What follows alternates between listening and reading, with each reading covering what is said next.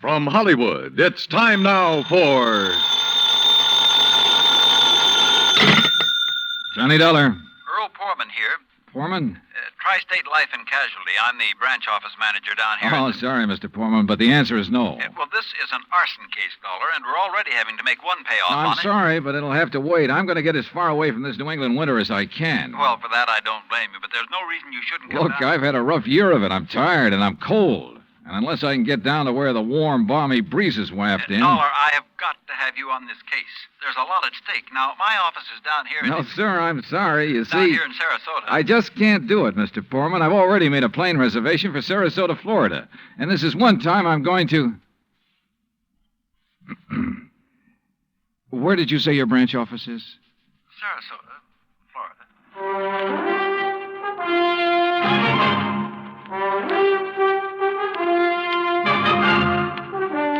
Bob Bailey in the exciting adventures of the man with the action-packed expense account. America's fabulous freelance insurance investigator. Yours truly, Johnny Dollar.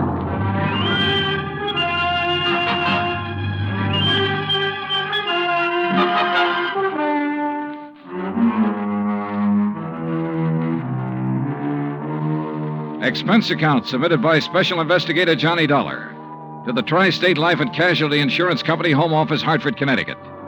Following is an account of expenses incurred during my investigation of the burning car matter. Expense account item 1, which I thought I was going to have to absorb myself. $129, transportation and incidentals to Sarasota, Florida. It was nearly 5 p.m. when I got there, so instead of checking into a hotel, I taxied, that's item 2, $1 even. I taxied to Earl Poorman's office in the Conroy building. He turned out to be a tall, lanky, easygoing fellow with clear blue eyes and a ready smile.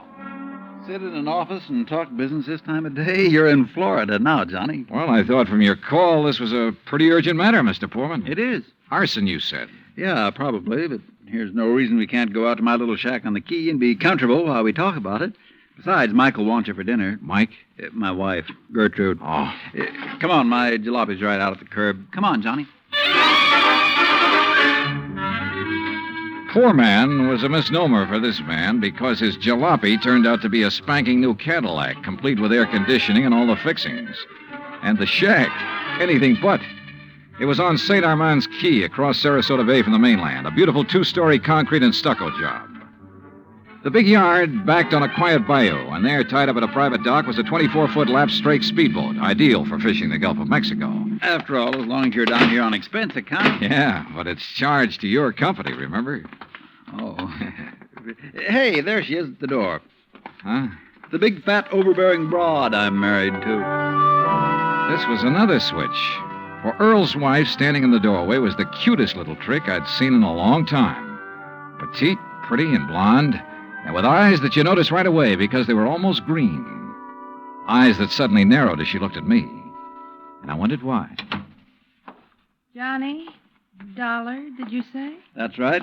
Insurance investigator down here to look into those fires. Oh. Any objections? No. No, of course not. Just set your bags here in the hall, Johnny. All right, thanks. And wouldn't you like a drink after your long trip? Yeah, and you can get me one, too. Scotch, Johnny? Martin's VVO. Oh, great. Well, soda, please. Sit down. Thanks. I take it Mike isn't too interested in the insurance business, huh? You know, she used to be a singer, dancer. Oh, well, this is a little different. But now, tell me all. Well, actually, I guess we ought to wait until Arnold Carr gets back. Carr? Carr Brothers, Lumber Enterprises. Arnold runs the business, and his brother Edward... Well, Ed just shares the profits. Real black sheep of the family, from what I've been able to learn. Oh? Anyway, they have yards all over the state. There's one here in Sarasota, one up the coast a ways at Fort Pierce, and still another at Arcadia. That's about 40 miles inland, just east of here. And there was one up in Orlando. Was? Completely destroyed by fire a couple of weeks ago. And a $120,000 claim has been filed on it. Wow. That's where Arnold Carr is then, in Orlando, trying to clear things up. Here's your drink. Oh, thanks. Here, Earl. Yeah. Well, to the gods and goddesses and us.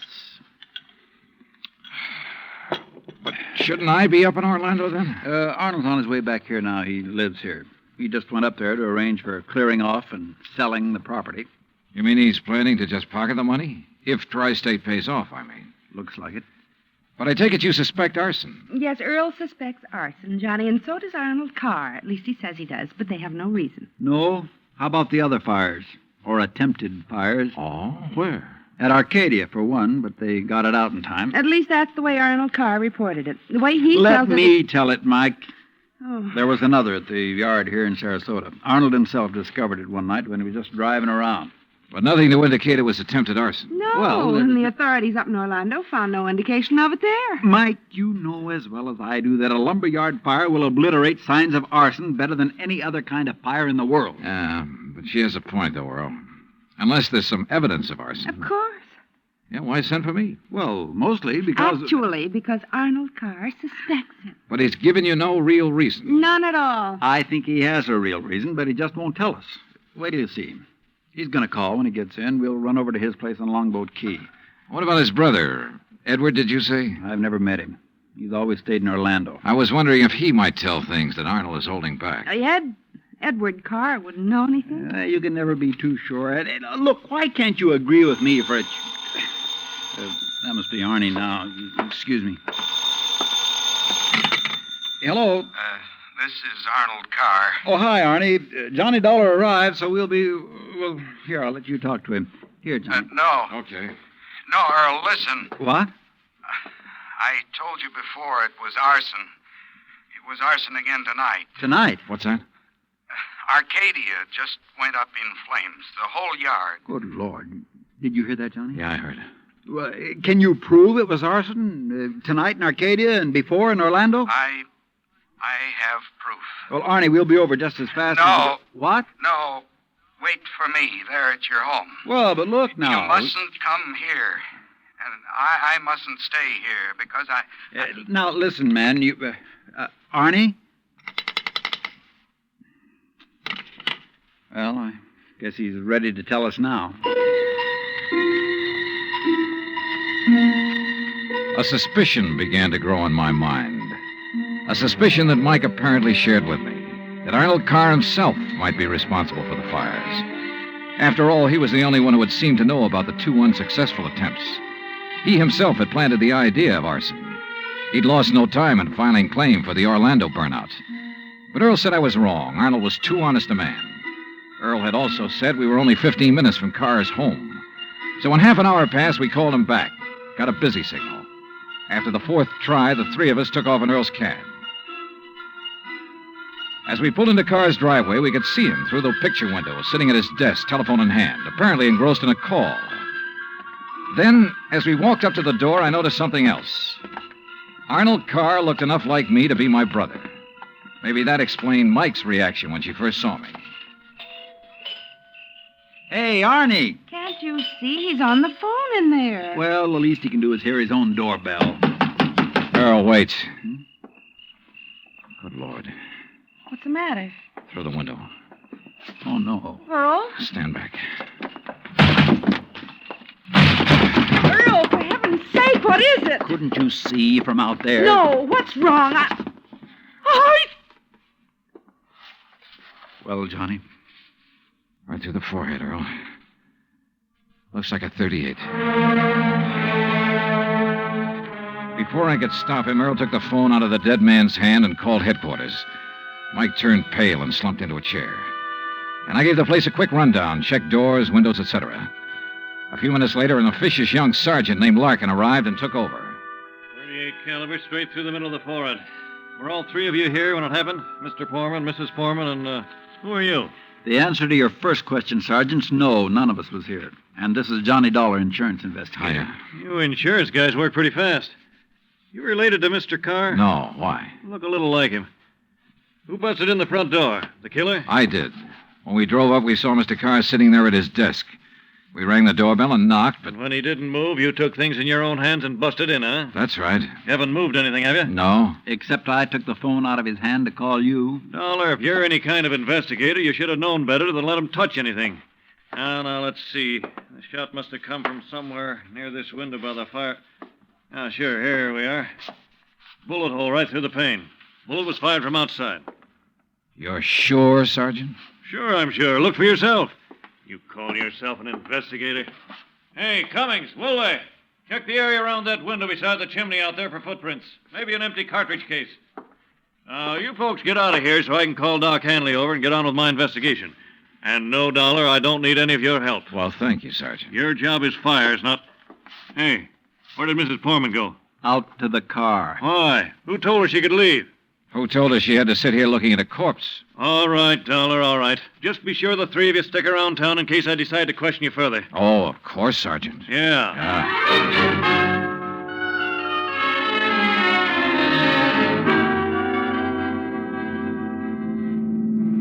Not shot by somebody standing outside? What do you mean, Johnny? Oh, I spotted that bullet hole in the window, too. So? I also noticed there were no particles of glass on the inside sill. But there were some on the outside. Yeah. The shot that made that hole was fired from inside that room to make it look as though it had come from outside. Then somebody was in there with Arnold Carr. Yeah. Either somebody he'd let in or who had normal access to the house. And he had to stop Arnold from talking about the fire in Arcadia.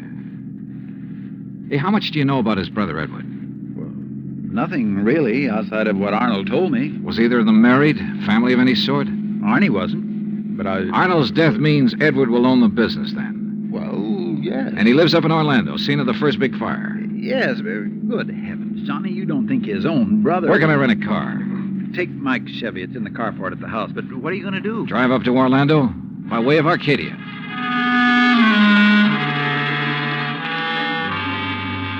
When I got to Arcadia, only a few people were standing around the remains of the fire. One hose company was still working on it, and a couple of police were poking about in the embers. Walking toward it, I almost stumbled over a little old man sitting alone in the darkness beside a palm tree, hunched over, his head in his hands, sobbing. He didn't even look up when I stopped beside him. It's like losing part of my own life, it is. You lost someone in the fire, sir? No, son. Only part of my life. I helped build up that yard. Me and Mr. Arnie. Arnold Carr. All along, he's been worried about it. And last week, when him and me smelled smoke and come over here and put out the barrel of trash that was smoldering, he knew. Knew what? That somebody was trying to burn him out? That's why he stopped by tonight on his way home. That's why we drove over here, him and me. And I brought my gun just in case. Yeah. Well, we got here too late. It was already blazing. And when he seen the automobile pulling away... What auto? Yes, Frank, he said to me. I knowed he was the one trying to burn me out, he said. Who, old-timer? Who do you mean? He didn't say. Then he called the fire department. And That car that pulled away, what was it? just a auto, big white Buick. But he tied it in with whoever set the fire. All he said was, I knowed he was the one. Do you know who it was he meant? Well, he told me even if I did know, I should never tell. Even the police. Well, who do you think it was? Break my word to Mr. Arnie? Never, son. All right, look, old man, I'm sorry to have to tell you this. Mr. Arnie's dead. What? But he can't be. He was... You. Huh? Maybe you thought in the darkness I would know you. But I do know you. Oh, now, just a minute, If old-timer. Mr. Arnie's dead, it's because you killed him. What? Just like you set the fires. No, I'm not who you And think I I'll am. kill you. That's what I'll do. Put down that gun. I'll kill you.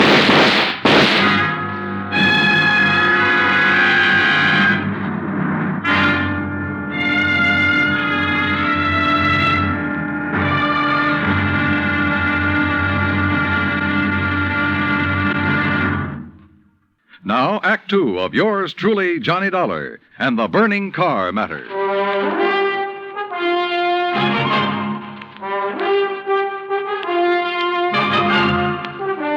Expense account, item 3, $5.15, gas for the borrowed Chevy to keep me going to Orlando. Either the old man's eyesight was bad or he was just a lousy shot. Either way, it was okay by me. I hated to slap him down, but there was no point hanging around Arcadia trying to explain things to the local authorities. So after making sure I hadn't really hurt him, I appropriated his gun and took off fast. He'd thought I was someone else. Even I had noticed a family-type resemblance to myself and Arnold Carr. Sergeant Larkin had asked me if I was related to him. And now the old man at the fire had apparently thought I was the one who... Oh, well, I'm afraid I made the rest of the trip to Orlando in somewhat less than legal time. And at police headquarters, I barged into the office of Lieutenant Cal Hudson without bothering to be announced. So early in the morning? Sit down while I finish up a report, Mr. Carr. Thanks. I was trying to reach you, but we got no answer to the phone at your house. Well, that's very interesting, Lieutenant.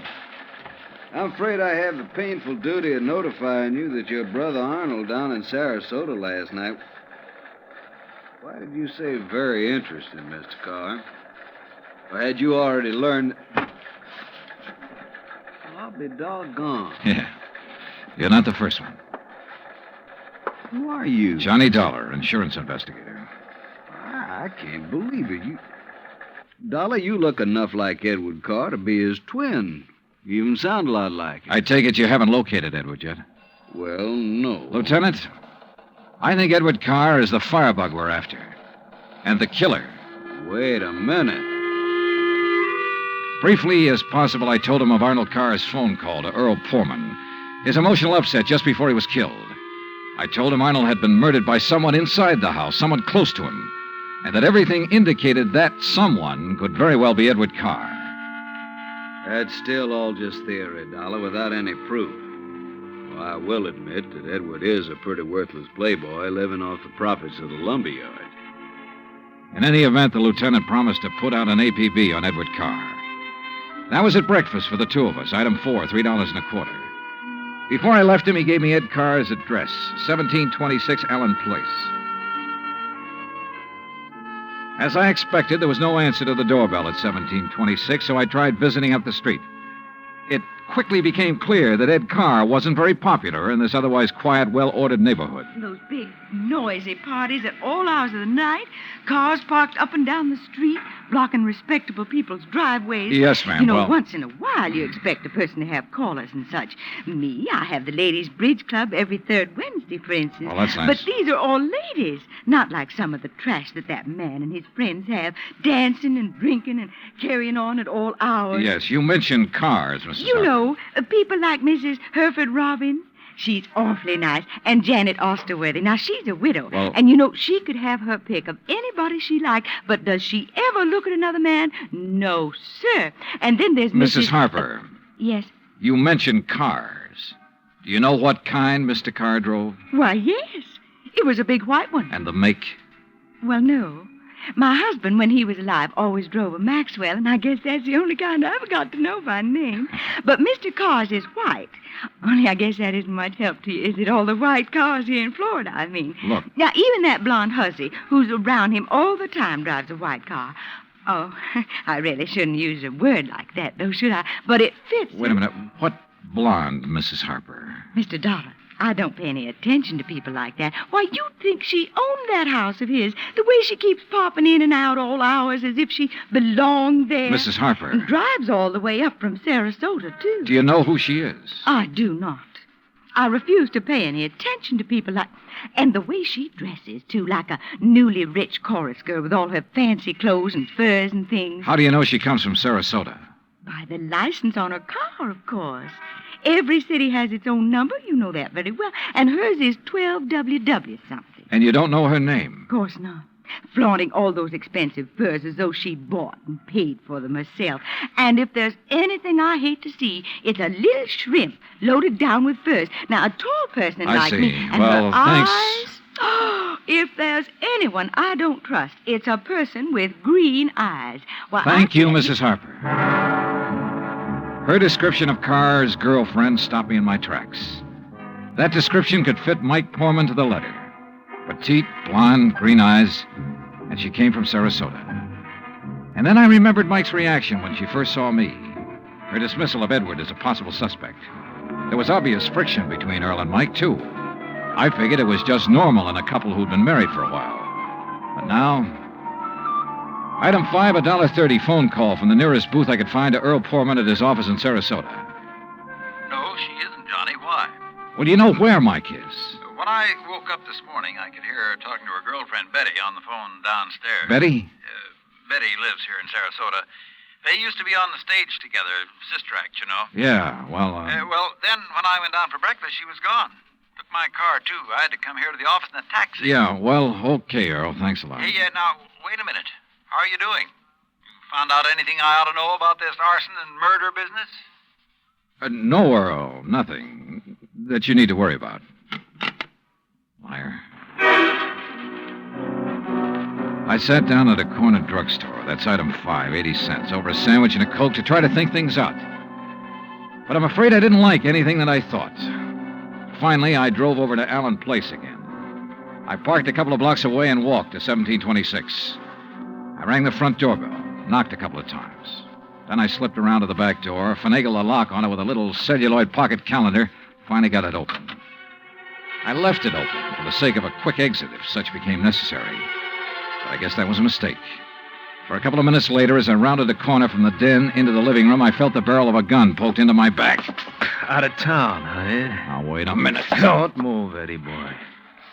Trying to stall off pay me the $5,000 by saying you're going to be out of town, huh? Okay, so you think I'm Edward Carr? You kidding? Don't you know what happens when somebody tries to stall me? This... I don't know exactly how long I was out, but when I came to, it was dark. Except for the glow from a streetlight outside. And what roused me was the sound of footsteps, feminine steps, cautiously entering the back door. Then, briefly, silhouetted against a window, I saw a trim, petite figure that was all too familiar coming toward me. Then she saw me, too. Oh, darling, you're hurt. What happened? What do you think? Who did this? Who struck you? You don't know? Yes, of course, it was Tony. Because you didn't pay him soon enough for the Arcadia job. Here, Eddie, let me help you. No, just let me rest for a minute. I thought that was Tony I passed on the road in from Sarasota. Why'd you come over from Sarasota? To see you. I knew you'd be here. Oh, why? Why, so the police could surprise you with the news of your poor dear brother's death. But why did you come to the house? Because I hoped you'd come here, I guess. Eddie, you should have waited until I could raise the money to pay off Tony. You mean for killing Arnold, too? Of course. No. Are you trying to say you didn't kill Arnold? But I saw you from outside in the Buick. You'd swear to that, wouldn't you? I don't know what to... Eddie, you sound like you don't trust me. We're in this thing together. Yeah, you sure of that? What are you talking about? Whose idea was it to knock off Arnold? But you had to. When he saw you at Arcadia, he knew that you were having the yards burned up. That's the way you figured it from the beginning, wasn't it? Now, look, baby. First burn up the lumber yards and collect the insurance on them. Then convince me that you and I should have it all by putting Arnold out of the way. But you had to kill Arnold. I don't understand you, Eddie. Yeah. And I wish I didn't understand you, Mike. Mike? Come on. Let's turn on the light. No. No, somebody sees us. Eddie, you... Who are you? Are you kidding, Mike? Wait a minute. Who are you? You're that insurance investigator, Johnny Dollar, that Mike told me. Let me out of here. Oh, no, you don't. You're staying right here. Mike Poorman's sister, aren't you? Well? Oh, sister. So we once did a sister act before she married that Poorman guy. Now, let me go. Not by a long shot. You may as well, Dollar. What? Eddie. Don't move, Dollar. Get his gun, Betty. Get it. Yeah, sure. Here, Ed. Good. Ed Carr, huh? That's right. You know, we do look alike, you and me. Yeah, sure. Enough for Betty here to have told me all I need to know. Don't believe him, Eddie. He's lying. I heard, No, baby. Eddie, I thought he was you. Don't you see? Sure. Why'd you come up here anyway? Because Mike told me that Dollar was coming up here. You been shooting off your mouth to her, too? She knew about us. She thought you might have something to do with the fire. She was my friend. She was trying to get me out of this whole mess, and I wish I'd listened to her. Well, it's too late now, baby. Eddie, what are you going to do? Now I gotta get rid of both of No! them. And figure some way to shut up Tony's mouth. Ed, please! You know you'd never get away with it, Carr. Oh, no, I'll call him. That's what I'll do. Yeah, Betty, and he'll come here to get his money. Then I'll call the police, see?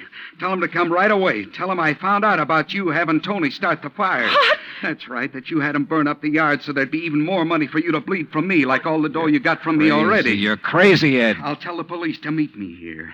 And when they come in, it'll just be in time to see me kill Tony in self-defense. After getting here too late to save you, I'll tell them. You're out of your mind. They'll check that gun of yours so fast. And that'll prove it. Because the only shot out of my gun will be the one that gets Tony. This gun of yours is the one that's going to knock you two off.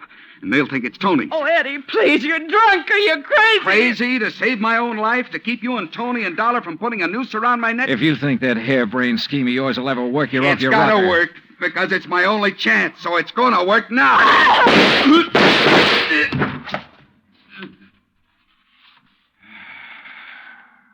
Thanks, Lieutenant. I'm afraid I was too late to save her, Johnny. Yeah. But Eddie Carr lived to face a jury. What brought you here, anyhow? I did, Johnny. Mike, stay there.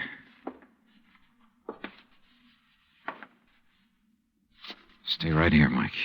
I know. I don't want to see it. She was my friend. Where's Earl? I came alone. When I talked to Betty this morning, I knew your suspicions about Ed were right because, you see, I knew Betty and Ed were going together. Earl didn't know. Yeah. Maybe you better call him.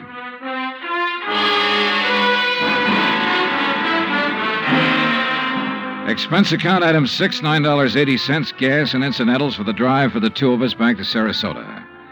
Remarks? Betty, of course, has already paid for her part in the deal, and I guess it's pretty obvious what'll happen to Ed Carr and Tony Ricardo. The insurance money in the Carr estates will be distributed according to Florida law. Further remarks? The apparent friction between Earl and Mike was only part of a normal married life. They're a pretty nice pair. Oh, and I thoroughly enjoyed 3 days of fishing in the Gulf, thanks to Earl. Expense account total, including all the incidentals I could think of, $385.26. Yours truly, Johnny Dollar.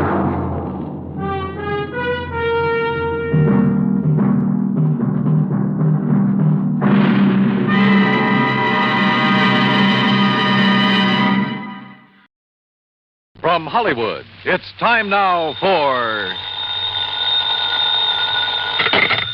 Johnny Dollar. Hi there, Johnny. This is Buster. Buster? Buster Favor, Lake Mojave Resort over on the Colorado River. Oh, well, Buster, how are things? So you never really did get in the fishing we promised you over here. No, but so help me, I'm going to one of these days. Is that what you called me about? No. Johnny, you remember old Mike Kirby? Kirby. Oh, sure. The sweet old fella I met down at your boat dock. Guide or something? That's the one. Oh, sure, I remember him. How is he? Well, that's what I'm calling about. He isn't. What? And, Johnny, I think it was murder.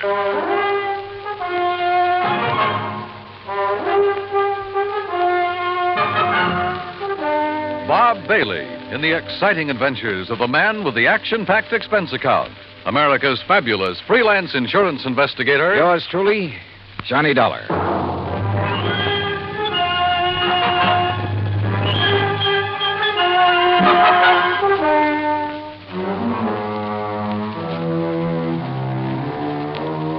Expense account submitted by Special Investigator Johnny Dollar to the Tri-State Life and Casualty Insurance Company, Home Office, Hartford, Connecticut.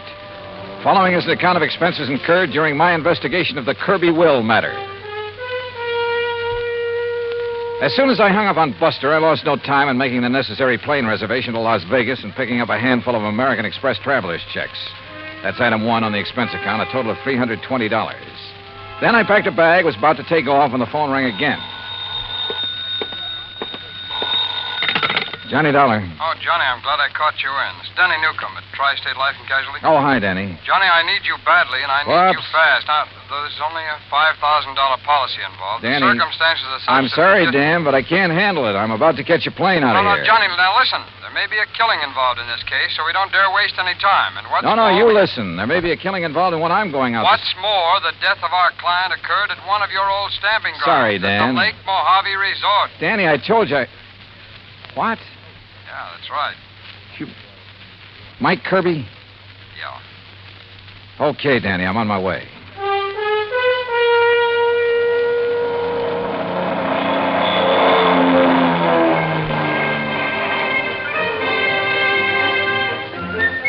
It was 7:30 a.m. when the plane dropped me off in Las Vegas, Nevada, smack in the middle of the Mojave Desert.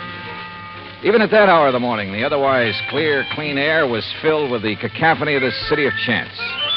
The stuttering clicks of the ball on the roulette wheels, the rattle and gallop of the ivories on the dice table, the endless drone of the croupiers, the flat clank of the chuck-a-luck cages, the snap of cards by the blackjack dealers, the never-ending click of poker chips and silver dollars.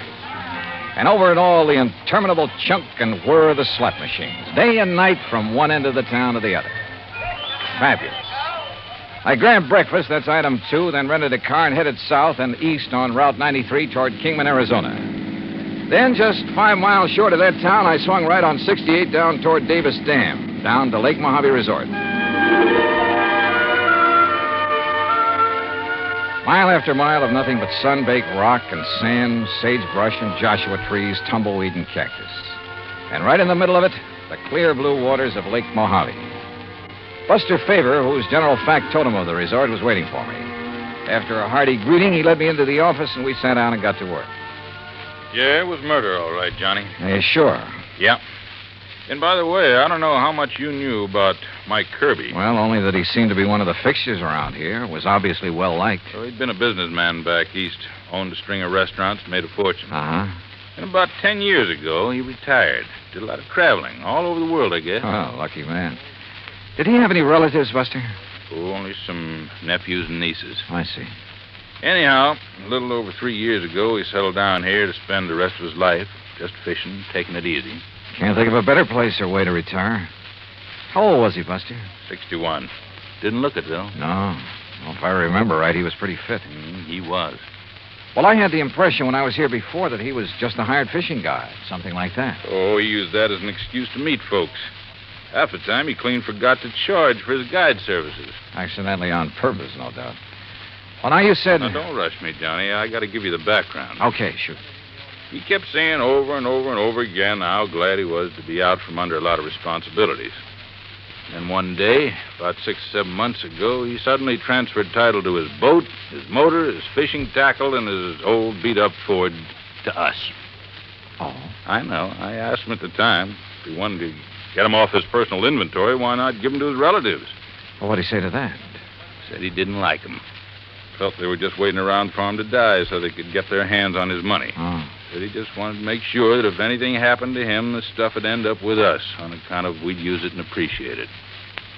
Also, Johnny, he plunked down $10,000 in cash and insisted that we take that, too. $10,000? What for? His rent on his cabin for as long as he lived. Oh. Buster, did he leave a will of any kind? Well, now, I'm getting to that. Anyhow, last Friday afternoon, he went out fishing alone, like he often did. And just before dark, one of the rental boats came in with 2 young kids. Yeah. They'd seen old Mike's boat up on the beach in that big cove just above the power line crossing. They found Mike laying on the sand beside it, as still as death. Well, they came tearing in to report it, scared half out of their wits. Well, I sure hope you... Oh, sure. I grabbed Ham Pratt and a big flashlight. You remember Ham. Oh, yeah, the manager of the resort. Yeah. Well? Well, we found him there. And he was gone, the poor old fella. Go on, Buster. Well, Ham took one look at him, and rattlesnake, he said it. Rattlesnake did it. Mm-hmm. You could tell by the way Mike looked, laying there. Fang marks? Yeah, on his right leg, just above the ankle. And a big bruise on his head, like he'd hit a rock when he fell. But on the phone, you said you thought it was murder. And a minute ago, you said you're sure of it. Well, we put him in our boat, hitched his on behind, and brought him back here. We phoned Tad Harding of the Kingman Police Department. I remember him. Good man. Yeah, well, Chief Harding took one look, and he agreed with Ham. Poison from a rattler. Well, they took him into Kingman, and I telegraphed the relatives. But, Buster, now look, you... Then I got to thinking. There was something wrong. What do you mean? Well, there are very few rattlers in this part of the country because of the heat. They can't take it. If anybody'd know better than to fool with one, it'd be old Mike. And they always sound a warning before they strike anyhow, don't they? Sure. So early next morning, I went back to the cove. And? Number one, there was no sign of any rock that Mike might have hit his head on when he fell. Go on, Buster, go on. There was no trail from any kind of a snake anywhere around. Well, the sand could have drifted over them. No, sir. The footprints Ham and I and the kids had made were clear as crystal, but no tracks of a snake. All right, go on. Well, then I noticed it, where another boat had been beached. Strange one, not from our landing. It was right next to where Mike's had been, right alongside. Any footprints from it? Well, if there were, we and the kids had mashed them all out. And I remember the way Mike had been laying there, as though he could have been rolled out of his boat or thrown out right on the sand. Then it looks as though somebody met him out on the lake, banged him over the head, made the fang marks, which isn't hard, then lashed the two boats together, dumped him off at the cove, and left. It sure does, Johnny. I want to see that place. Yeah, and all the excitement, I might have overlooked a lot of things. Oh, that I doubt. Now, Buster, if there's no sign of rattlesnake poison in old Mike's body... Well, right after I called you, I phoned Chief Harding. Coroner's making his autopsy today. He'll call me. Well, now, look, these nephews and nieces of Mike's, how much do you know about them? Oh, I never met them. But according to their answering telegrams, they're going to descend on us like a swarm of locusts. There are a lot of them? Well, no, I was thinking of the way that they... Well, one, there's a woman named of Martha Woodbury who... Excuse me. Mr. Faber? Yeah, I'm Buster Faber. I am Miss Martha Woodbury. Oh, well, Miss Woodbury, we were just at... this is Mr. Johnny Dollar. How do you do? Mr. Faber, I'm a niece of Michael Jonathan Kirby, and probably the major beneficiary of his estate. I wired you that I would be here, and I am. You got here kind of fast, too, didn't you? I also wired Uncle Michael's attorney in Kingman that I saw no reason why I should delay the reading of Uncle Michael's will. Lawyer Guilford phoned me about that, and I guess you weren't the only one.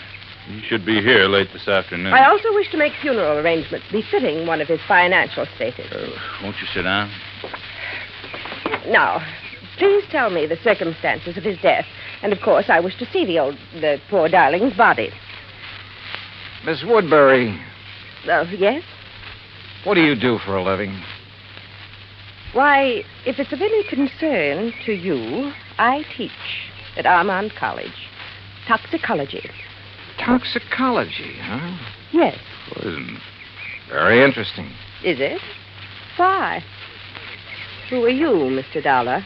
Well, I'm a special investigator for your uncle's insurance company. What? Yes, you see, we have good reason to believe your uncle was murdered. Murdered? Murdered? Who said that? Hello, Martha. You said murdered. Are you talking about Uncle Michael? Well, that's right. Who are you?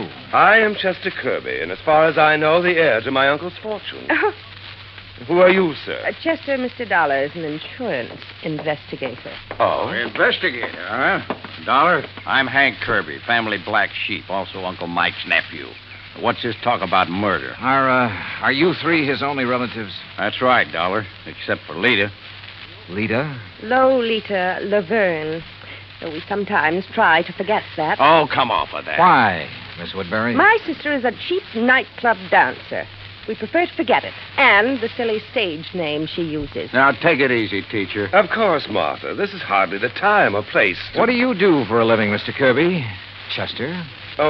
Play the stock market a bit, that sort of thing. He's a playboy, Mr. Dollar, and a gambler, and I suspect not a very honest one. Martha, my dear girl, I resent... You've never done a lick of honest work in your life. And if you think Uncle Michael didn't know it, would let his money ever get into those soft pickpocket fingers of yours... You don't think you're the well, one let doing me it. tell you something, Oh, shut up, both of you. Fair of money grabbing. If you had to work for a living... Like what, Hank? What do you do? Yes. Tell him, Henry. Oh, I told you I was a black sheep of the family, but I work. You know, odd job. I'll tell you, Mr. Dollar. He's a roustabout. Circuses, carnivals, that disgusting sort of thing. Where are you working now, Hank? Well, there's a sort of a scientific exhibit. Sideshow is more like it. All right. Along the highway over near Victorville. A lot of rare animals, reptiles, and things on display. And Henry, dear boy, when he's off the bottle, is appropriately enough in charge of the snake pit. Oh. Well, we do scientific work, too. You know, like what, Henry?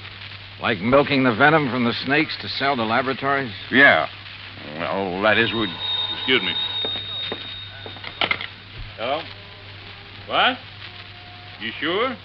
Well, what? Mr. Dollar, now, I wait a think it's second. about time you tell us Hey, what you Johnny. meant when... Yeah, Buster. I want you to hear this. It's Chief Harding. Go ahead, Chief.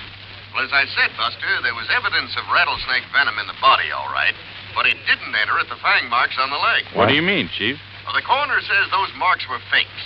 The venom was injected with a needle up near the armpit where it wouldn't be noticed. Chief, this is Johnny Dollar. Oh, hi there, Mr. Dollar. Haven't seen you since you were out here Listen, working on the... was the venom injected into his body before or after old Mike received the blow on the head? Was the coroner able to check that? I don't think he's tried, Mr. Dollar. Well, have him do it, will you please, if he can? Well, sure. Also, I'll do me a favor and check with Lawyer Guilford. I'd like to know when he's coming out here with a will. Oh, I saw him just a few minutes ago, and he asked me to tell Buster. Sometime this afternoon, if he can get away. Good, thanks. I'll talk to you later. Well, sure, Mr. As I started to say, Mr. Look, Dollar, Miss Woodbury, there is nothing that you or any of us can do until we get the complete report from the coroner. Well, you can at least tell us what you meant. And when what you meant... about dear Uncle Michael's will, Mr. Dollar? That will have to wait for the attorney. He expects to be here sometime later today. Now, wait a minute. You said murdered. Incidentally, I suppose the will shouldn't be read until Lolita, or whatever her name is, gets here. According to her telegram, she ought to get here today. Well, she'd better. What I want you to do is arrange for quarters here. And, all of you stay here. If you won't do it of your own free will, I'll have Chief Harding of the Kingman Police Department take whatever... No. Such a humiliation is entirely unnecessary. There's nothing to keep me from sticking around. I want to hear that will, too. Of course. Don't we all? Okay, then. Sit tight. For my money, any one of them could have done it. A toxicologist, a man whose business was handling poisonous reptiles, and a cheap tin horn gambler, and the nightclub dancer who hadn't appeared yet. Yeah, any one of them to latch onto the old man's fortune. I avoided telling the three present about the circumstances of their uncle's death in the hope one of them would slip, would give himself away by saying something to show that he or she already knew. As soon as they were ensconced in their rooms, Buster and I hopped into his outboard and headed up the lake. Remember the last time we rode up here looking for evidence, Johnny? Yeah, I sure do. That was the Midas touch mine. Yeah. And the pretty little lady owned a high-power rifle with a scope sight. Just about here, she started taking pot shots at us from the shore. Well, that's one thing we won't have to worry about this trip. Now, right around this point is where I found Mike's boat on the beach. And like I told you, I may have overlooked some clue that you'll spot in a second. Buster. Yeah? Tell me, did old Mike earn enough as a fishing guide to make a living? Well, just about enough to buy food and a few odds and ends and... Well, like I told you, most of the time he deliberately forgot to charge, not needing the money and all. Hey, Johnny, there in the cove. What? A boat, right where Mike's was. Whose is it? Do you know? Isn't out of our landing by... Hey, that puff of smoke from behind the bush way up on the sand dune. Swing us around. That's somebody with a gun. And look, we're taking in water, those holes in the bottom. Grab that can, start bailing. Hey, that guy can shoot. Pull us around, Buster. We're like a pair of sitting ducks out here. Right.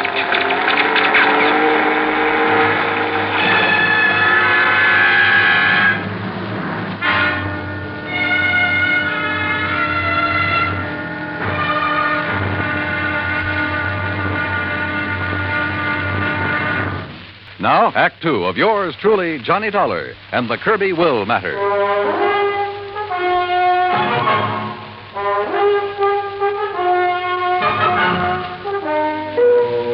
Whoever had been shooting at us from the shore there on Lake Mojave had a good eye. But a 30-mile-an-hour outboard at over 200 yards and swerving like mad can be a pretty tough target.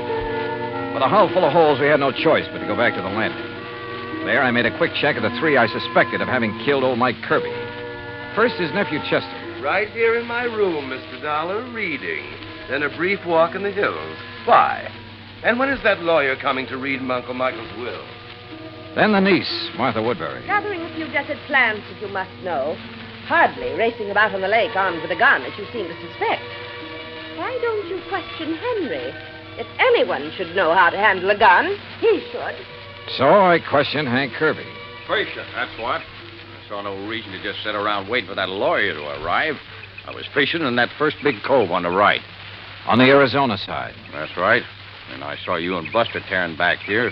That's when I come back to see what was up. Now, what is up? Mr. Kirby? Yeah, Buster? On the payphone, the phone booth next to the cafe. Yeah? Kingman operator just called. Yeah? She still hadn't been able to reach your party on whatever that call was you made.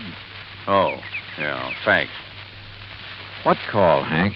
I've been trying to locate Lita and find out why she hasn't got down here. Maybe she doesn't care about the will. Where is she, Hank? It was to a dive up in Las Vegas that I sent the telegram, Johnny. Yeah. That's where she's been working. Is that where you called earlier, Hank? Earlier? Yeah, didn't I see you in that phone booth when Buster and I pulled out? Oh, yeah, sure. Trying to get Lita then, too. Yeah. Yeah, it reminds me, Johnny. Lawyer Guilford just phoned me from Kingman. He'll be over here in about an hour. Then the will gets read, huh? Perhaps we ought to wait for Lita. What do you think, Hank? She'll be here. Well, did you talk to her? Is she on her way? Yeah, she's on her way. All right. If Buster's willing, we'll use the office when Guilford gets here. Sure. So, Hank, you tell the others to be ready and waiting. Yeah, sure thing. Come on, Buster. Right, Johnny. What's on your mind? Well, maybe it's just a hunch, nothing more. But I want to get on that phone in the office. I called Armand College first. Yes, Miss Martha Woodbury had left there only last night. So she couldn't have been here when Mike Kirby was killed. A call to Chester's Hangout, a private gambling club in Reno, indicated the same thing. Call number 3 was to the so-called museum where Hank Kirby worked with the Snakes, a place within easy driving distance of Lake Mojave. But the records showed he hadn't left the place in 2 weeks until this present trip to be here. Lolita? Well, the manager of the club in Las Vegas said she hadn't missed a show. Daytimes? Well, who knew? But she was there every night. Then I suddenly remembered something about the geography of Lake Mojave. Yeah, Johnny. Cottonwood Landing is only about 25 miles north on the west, the Nevada side of the lake. Could that boat we saw in the cove? Sure. That's where it came from.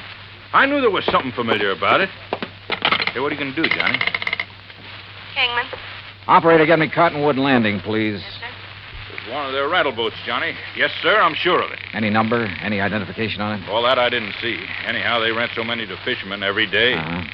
Hey, here comes Lawyer Guilford driving up. Good. Cottonwood. Hello, this is Johnny Dollar, special investigator. Yes, sir. What? I want to know if you rented a boat today to a girl named Lolita Laverne. Laverne? I'll meet him, Johnny, and I'll bring them all in here. Okay. No, sir. Nobody by that name rented today. Well, what about Friday? Friday afternoon. Friday. Yeah, that's right. Well, the only women we rented to on Friday was old lady Newberry, down from Canada for a couple of days. No, this is a young girl. Well, the other was a Miss Hancock. Hancock? Lucy Hancock. Okay. Thanks very much. I've never seen Johnny, this is Lawyer Guilford. Lawyer, Mr. Johnny Dollar. It's a pleasure, Mr. Dollar. How are you, sir? Now, if you'll all please sit down. All right. I'm a little pressed for time, so I'll waste none in getting to the reading of Michael Kirby's will. Good. Well, you don't think we ought to wait for Lita to get here? It won't be necessary. No. I possess a full accounting of the net value of Mr. Kirby's estate. Excellent. It may surprise you, by the way. Fine. This will confirms that valuation. It is dated, by the way, just 5 months ago. Made it out right after. Oh, look, let's get to the will. Now, let's read it. Yes, come on. Please. His real property consisted only of his clothes, then the outboard motorboat, and an old car which he transferred to the Lake Mojave resort, together with a sum of money to provide for his living here. How much? Only $10,000. Oh, well, good. Some years ago, he turned all other of his real property, including some rather important real estate and business holdings, into cash. Well, where is all the cash deposited now? Yes. Surely you aren't considering adding bank robbery to your rather questionable career, Henry. Martha, that is quite uncalled for. Now, why don't we proceed with the will? Yeah. There is one asset specifically set aside that perhaps I should mention since it concerns Mr. Dollar. He is the beneficiary? Oh, no. I refer to the insurance policy for $5,000. Well, don't worry about a piddling amount like that. Let's have the will, man. The insurance policy is to cover burial expenses and nothing else. All of it is to be used. Okay. Let's have the rest of the will. Yes. Can't you leave all that out? Very well. I, Michael Jonathan Kirby, do make, ordain, and declare this instrument to be my last will and testament. Oh, why don't you skip that stuff? Please. Being of sound mind and body, determined to enjoy the fruits of an industrious life to the fullest. The bequests, man. Life to the fullest. And rather than burden others with the responsibility that money demands. What? For these and other reasons, I have carefully spent every dollar I ever owned. What? No, he was out of his mind. He couldn't do that. That is the will of Michael Jonathan Kirby in its entirety. Good day. Good day. What fools we've made of ourselves. What fools. And it's no less than we deserve. I only wish that Lucy had been here. Wait a minute. Lucy? Yes, Lucy. Her real name, her proper name, not Lolita Laverne. It's Lucy Hancock Woodbury. But as I told you before... Now listen, all of you. You're to stay right here. Stay in your rooms. Oh? What's the point? Now we know the contents of that stupid will. Yeah. By Buster, what right, call Chief Harding? Tell him to stand by in case these people get itchy feet. Right. What little I've done so far in this case was based on nothing but hunches. So when 10, then 11 p.m. came and Lolita, Lucy Hancock Woodbury, hadn't arrived, I acted on another hunch. Sure, Johnny. My room is right next door to the office, so if this leader arrives and signs in, I'll let you know right away. No, Buster, no. Huh? Just sign her into a room after you've done a little tampering with the register. What do you mean? Chester is in number 6, isn't he? That's right. All right. Change that on the register to number 8. That's this one, your room. That's right. And be sure that Lita sees the register. I don't understand. You don't have to, Buster. Let's just hope she gets here. Buster left. And with my door ajar, I turned off the light and lay on the bed and waited. It must have been after midnight when I heard the car pull in. Heard Buster admit someone to a room a couple of doors down the line and then go back to his own. Then, silence. Then the quiet click of feminine footsteps approaching my door. Quickly, in the darkness, I lit a cigarette, held the glowing end away from my face.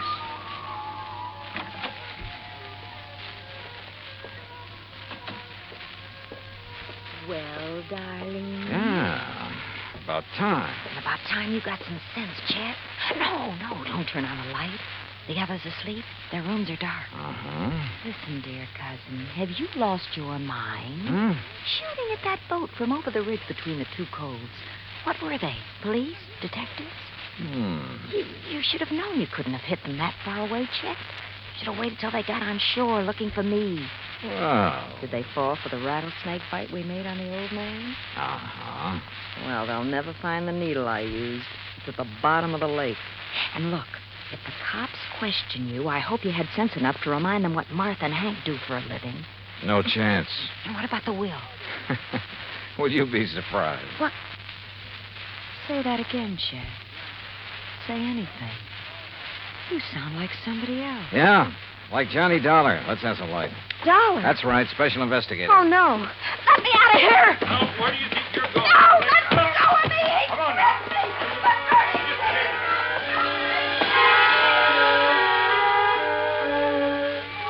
Yeah, all 4 of them had wanted to see old Mike dead. But Hank, the only honest working man of the lot, didn't have the brains. Martha wouldn't have used the means that tied in with her toxicology work, and probably didn't have the nerve. So Chet, who lived by his wits, and Lita, who was a real cheap, no-account... Well, the courts will take good care of them. And I still have to chuckle over poor old Mike's will. Being of sound mind, I have spent all my money. Which reminds me, expense account total, including transportation back to Hartford, $331.25. Yours truly, Johnny Dollar.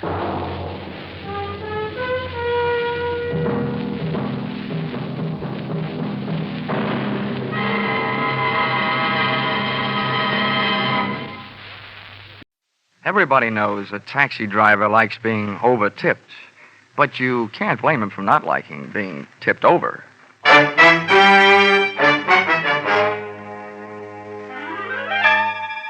This is another in the adventures of America's fabulous freelance insurance investigator, Johnny Dollar. At insurance investigation, he's only an expert. At making out his expense account, he's an absolute genius.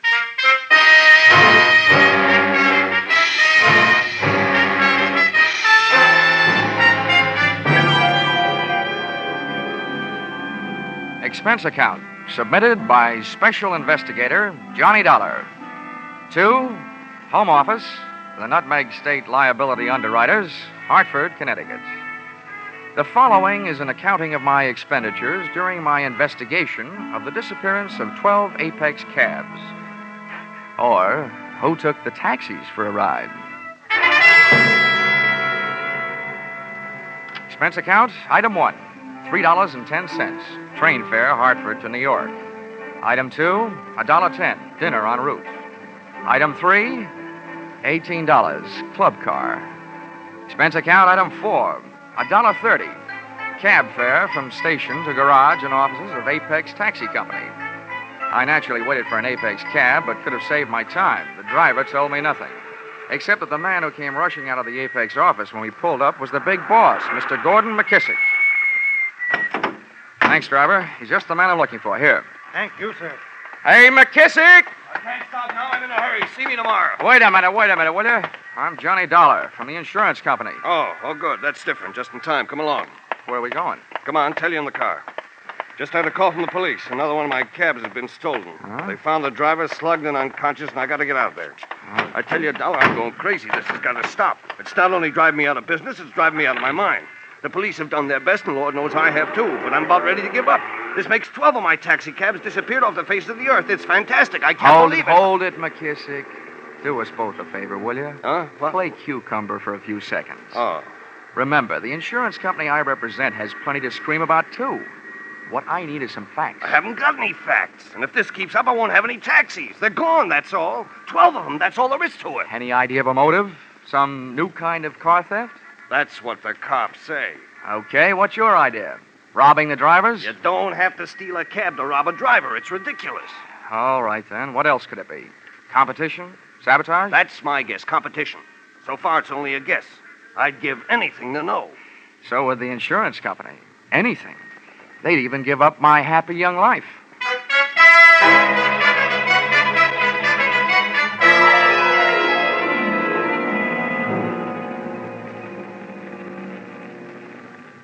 This is it. 13th and East River. Yeah, and there's the crowd. Humanity's strongest magnets. Blood. Yeah. Back. Please. Stand back. Come on. Hey, officer. Huh? What do you want? Look, here's my ID. This man is McKissick, the victim's boss. How about getting us through that crowd? Well, all right, but I don't know. The right side of his face don't feel much like talking. It's caved in. Stand aside now. Come on. Move. Out of the way. Come on, Dollar. Let's move in. Okay. Open them up. I can't breathe in here, let alone the hurt man. Get out of the way, will you? Okay, Mr. Dollar. Here you are. Oh. Hey, are they right? Is this one of your men, McKissick? Yeah, George Brandon. Been with me 4 years. Oh. Brandon, listen to me. Who did it? Do you know who did it? Try hard, will you? Never saw him before. Yeah, Brandon, only one. Well, what did he look like? Come on, boy. Hey, little guy. Dark. He talks funny. He talked funny? How, Brandon? How? An accent? Come on, Brandon. Well, that's it. All right, clear the way. Stand back. Clear the way for the ambulance. The ambulance. The ambulance turns out to be the wrong kind of a wagon.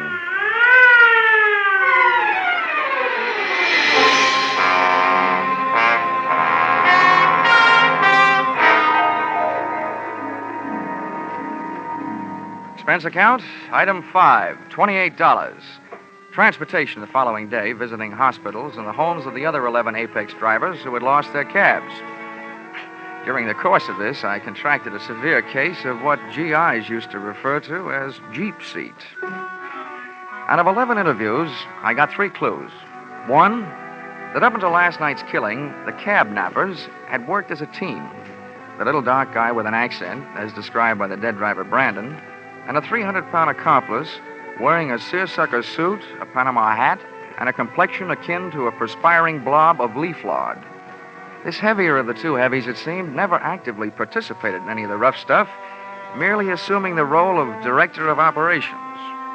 Clue number 2, that in each instance, the driver's uniform cap was also stolen, which indicated to me merely that the getaway driver was very much interested in looking like a cab driver. Finally, clue number 3. From the most disgruntled of the drivers interviewed, the fact that the fleet owner McKissick had spent 3 years bootlegging, another 4 bookmaking, and had spent some very short vacations getting away from it all in prison, which naturally led me back to McKissick's Apex garage and office. Come in. Oh, Dollar. Well, what have you found out? Well, I'll tell you, McKissick. So far, I've just hit the ABCs. Later on, I'll get to the XYZs. Look, Dollar, I'm getting fed up with double talk. What I want to talk about is a double life. Yours. What? I once broke a leg jumping to a conclusion, so don't get me wrong. That's not what I'm doing. But a less experienced investigator might immediately assume that a man like you, an ex-bootlegger, ex-bookmaker, ex-jailbird, just might be stealing his own cabs for the insurance money. Well, you small Now, wait a town- minute. Don't get that way, or I might also get the idea that you have a killer instinct. My record's my own business. It was okay with the Hack Bureau. It was okay when that company sold me the insurance, so it'll have to be okay with you because you're stuck with it. Nobody's calling you guilty. Okay! Okay, all I'm telling you is this. I want your cabs off the street until this thing is cleared up. That's big talk, little man. When the day shift comes in at 4:30, tell them to park their cabs in the garage. And you can tell your dispatcher the night shift isn't working tonight. Bad enough to have my competition running me out of business. Now the little helper from the insurance company shows up to finish the job, huh? I'm not trying to put you out of business. I'm trying to keep you in. Well, it don't sound like it. No cooperation from you, no insurance. I'll have it canceled as fast as I can get to a phone. How about it? Okay, Dollar. I can't do anything about it. But if I were you, I wouldn't be caught hanging around here by any one of those drivers you're putting out of work. Some of them play rough.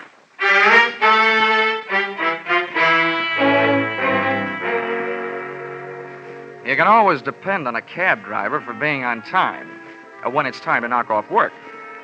By 5 o'clock, the garage was full of taxis and carbon monoxide fumes. By 5:30, it was devoid of humanity, and a night watchman I'd met before stood guard outside the locked gate. At 6 o'clock, a visitor dropped in on him, followed almost immediately by me. Senor, it is so important that I find it. Yeah. It contains everything I have in the world almost. Yeah, All my money, even my passport. What's this, Vinny? Huh? Oh, Mr. Dollar. Yeah. Well, a young lady claims she lost... My purse, senor. I hired one of your taxi cabs this afternoon and left my purse in it.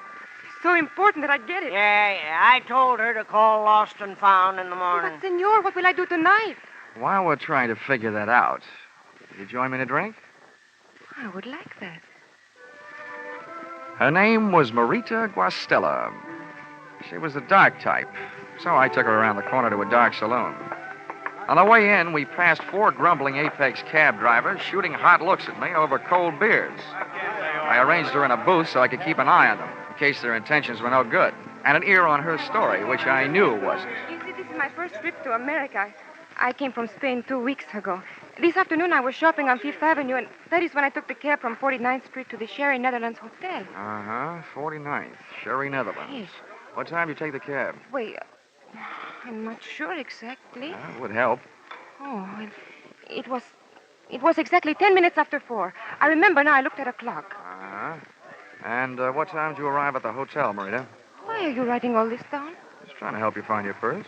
Oh, but I do not want to put you to any trouble. I am perfectly willing to search through the taxis myself. Honey, the city of New York has gone to a lot of trouble to save you that trouble.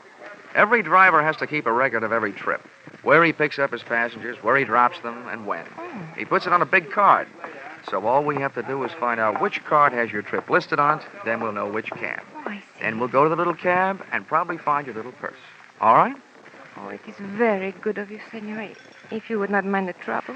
Sometimes bothering with this kind of trouble eliminates my employer's troubles.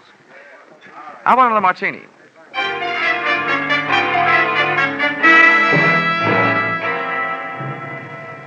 Expense account, item 6.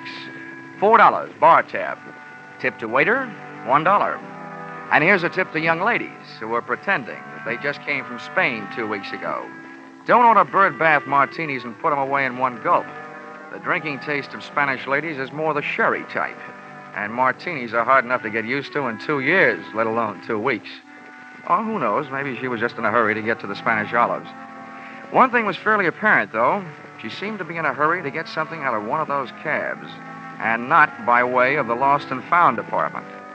The least I could do, both as a gentleman and an insurance investigator, was to accept her phony-sounding story and take her back to the garage. I arm-in-armed the sometime senorita around the block, passing the time in a conversation not exactly based on her mother's favorite recipe for a rosa con pollo. As we passed the office portion of the Apex cab building, I gave up looking into her eyes and saw something that was open even wider, the garage gate. Johnny, what is it? The watchman, he's gone. Perhaps he just stepped inside. Look at the stains on the sidewalk. Blood. Bridewell. He's been... Bridewell? Who's Bridewell? I do not know. Who's Bridewell? Please, let me go. Let me go, please, Johnny. You're hurting my arm. Marita had twisted away and was hightailing it up the street. I went stamping up the ramp in the direction of the source of the scream. On the way up, I hit the light switch. In this racket, even big boys should be afraid of the dark. The first portal, I slowed my run into a pussyfoot pace and edged around the corner, sliding my back along the dispatcher's counter.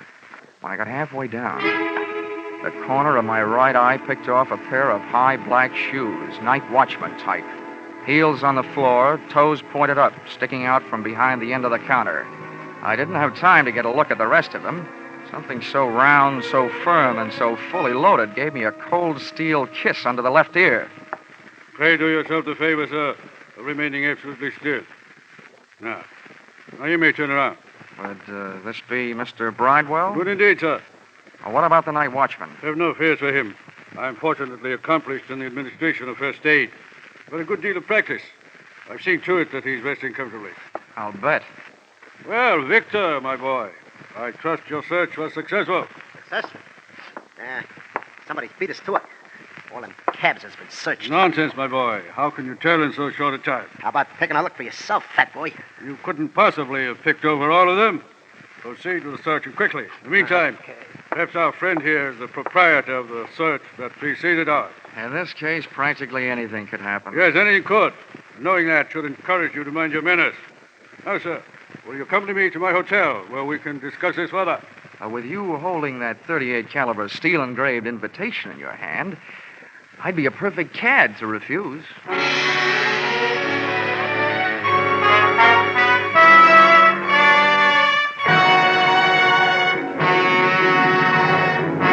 In just a moment, we'll return to the second act of Yours Truly, Johnny Dollar. But first, your armed forces are constantly searching for new methods and devices for national security and better peacetime living. Today's serviceman is a skilled professional who works with advanced techniques and equipment. If you're interested in science and technical subjects, your armed forces offers you a great opportunity now. Find out how you can join the world's greatest scientific enterprise, the Armed Forces of the United States. Now, with our star, Charles Russell, we return to the second act of Yours Truly, Johnny Dollar. And tonight's story, Who Took the Taxis for a Ride?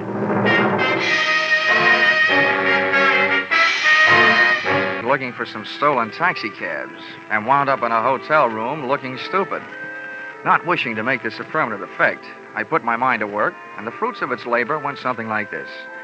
Whoever had been stealing those cabs, and I figured I was face to face with one of them now, had not been stealing the Apex rolling stock for the cabs themselves, but for something evidently hidden in one of them. From here on in, there was only one way to play it, by ear. And it was easy, because the pasty-faced 300-pounder draped in a double-breasted seersucker tent was doing all the talking. Back in 1912, when I was expelled from Oxford University as a result of an unfortunate association with an unscrupulous proctor, I arrived at this decision, sir. It's sometimes not profitable to be on the apparently right side. Do I make myself clear? Well, in a roundabout way, I think so. Now then, I am thus fully acquainted with my position in regard to this matter of the Scarlet Madonna. But you, where do you stand? I'm running a one-man escort service for Marita Guastella. Marita. So, the lovely but unwise Marita has taken unto herself an accomplice, has she? Well, as long as you're allied with her, you and I must be at cross purposes. Well, I'm open to suggestion. Good. The girl is nothing more than a penniless adventuress, a common thief. But I, sir, may be able to tempt your transient loyalties with some very fetching terms. Mm-hmm. Well, Victor? This is our man, all right. I knocked it out of that night watchman when he came to. There was only one guy in that garage besides us. This is him. Let's go to work. Now, here, Victor. This is not the time for violence. The gentleman and I are about to discuss terms of mutual profit. Are we not, sir? You were discussing. I was listening. Yes. You'll find that I can be concise when the situation demands that I be. Shall we start with a figure of, say, $5,000? I got nuts. Let me work him over. Now, Victor, you kindly remember that I deplore violence. Well, young man, what do you say? Nuts to your 5,000, Mr. Bridewell. Good heavens, man. Have you lost your mind? What do you think the Scarlet Madonna is worth to you? Well, so far it's been worth one man's life, 12 taxicabs. On a used car lot, that comes to more than $5,000. $7,500 there. Keep coming. Now, see here now. There's not only a limit to my generosity, there's a limit to my patience. How else do you expect to realize such a handsome profit? I haven't made up my mind. Perhaps I can help you. Here are the problems you face. The Scarlet Madonna is no ordinary gem to be disposed of through the ordinary channels. You, sir, have the faintest notion of the importance of the jewel. Well, I've got a hunch I could retire for life on it. A very short life it might be. It'd be a pity if your blood were mixed with that already shed through the centuries over the Scarlet Madonna. Now, don't waste time with that story fat stuff. We haven't got all week. My purpose in this repetitious recitation is bona fide. The bloody history may convince our friend that no one since the year 1256 has been able to share for any appreciable length of time the company of the Scarlet Madonna. Hey, tell him about the For that pirate. was the year it was fashioned to be worn in the vestments of John of Vicenza. On March 20th of that year, he was ordered by Alexander IV to hasten to the province of Tuscany to aid in the routing of the heretics. There, John was murdered and robbed of this jewel. And since that date, it has never ceased its bloody journey through history. England, France, and Spain. Don't forget the pirate fat stuff. Thank you, Victor, for your helpful interest. Indeed, it is true. During one of its bloodier experiences, it was woven into the beard of an Alsatian pirate, from which it fell when his head tumbled into the basket beneath a guillotine. Yeah, that one killed me. You see, mister, don't go losing your head. I'm trying not to. Look, Bridewell, if this rock is so hot, how come you're willing to risk your pudgy little neck for it? Victor here and I are only the temporary middlemen for this infamous gem. You aren't yet. Am I to understand that you refuse? Well, I must say you tell a very good story. But the answer is still nothing doing. I told you fat stuff. We're wasting your breath on this guy. All right, Victor. That's enough. Here, now, get up, young man. Keep that monkey off of me, or I'll yell the roof off this joint. Yes, no, that won't be necessary. Now, put your hands up, please. Now, Victor, go through his pockets. Not that anyone would be foolish enough to carry the Scarlet Madonna. Okay, now. Stand easy. Oh, you'll kick your teeth in. Don't try it. Hey. All right. You know what we got here? An insurance stick. I know, Victor. One gun is enough. Not for me, it ain't. He must be from the company insuring the rock. No, Victor. I am thoroughly familiar with the policies covering the Scarlet Madonna. What's the gentleman's name? Johnny Dollar from Hartford, Connecticut. And right now, thinking there's no place like home. I'm leaving. No, not alive, you ain't. We can't let him out of here. He's red hot for us. Put down your weapon, Victor. There's been trouble enough. No, you don't. Oh, yes, I do. Back off, Buster. Now, Victor, I must insist. Let him get away. Focus, let go of me. Insurance investigator, whatever. If he knows where the jewel is, he's more good to us alive than dead. More valuable than even you.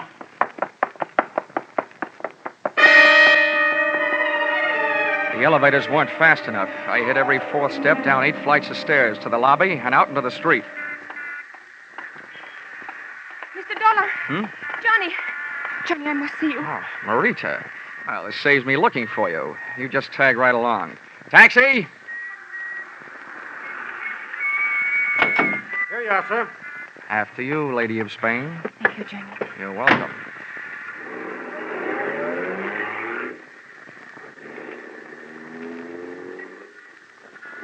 Oh, my poor Johnny. What did they do to you? A gentleman named Victor hung a right hand on me, complete with signet ring. Oh, Johnny. Oh, never mind that hanky. I'm not in the mood to be dabbed at. I'm so sorry. Johnny, what did they tell you? Oh, no, you don't. First, I want to hear what you have to tell me. Then we'll compare stories. Wait, there's not much to tell. The Scarlet Madonna is rightfully and legally mine. My only crime was to bring it into this country illegally through customs. I met Bridewell and that horrible Victor on the ship. And when I got to New York, I realized that they were following me. I was terrified. That I'll believe. I was in a taxi cab, and they followed me in another. It forced us to a curb, and, well, I hid the jewel in the upholstery of the taxi. Then I jumped out and fled for my life. All I remember is that it was an Apex cab. I've been trying to find the exact one ever since. So apparently they. How'd they find out? They ran after me that night. They searched me and all of my belongings. And then when I started my search, they realized what I was doing. Well, looks like anybody can catch the brass ring on this merry-go-round. Please, Johnny, tell me that you will help me to recover the Madonna. Look, gorgeous. All I'm trying to catch up with is a dozen stolen taxicabs. But you are not just going to leave me flat? With that figure? Impossible.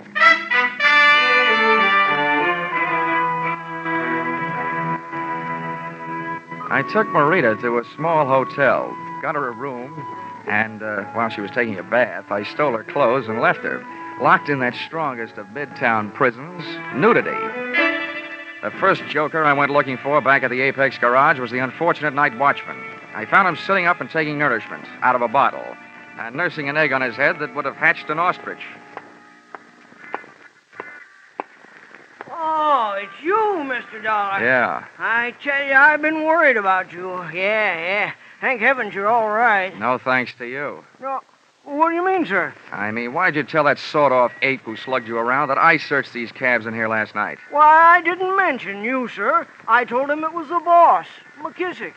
Huh? Yeah. McKissick? Where is he now, do you know? He just came by. I believe he's next door in his office. Thanks. Yeah. Oh, McKissick. This case is developing more suspects than a garlic breath in a crowded elevator. Now, listen to me, McKissick. Got double-crossing scum. I tried to level with you. 10 pounds and it's my top off. Turn it over. Let's see your money. You don't trust me, I don't trust you. All right, you had your chance. From now on, there ain't no money. There ain't no money in it. No, Victor, no. Hey, what's it? Here's what I owe you. Come on, get up. More.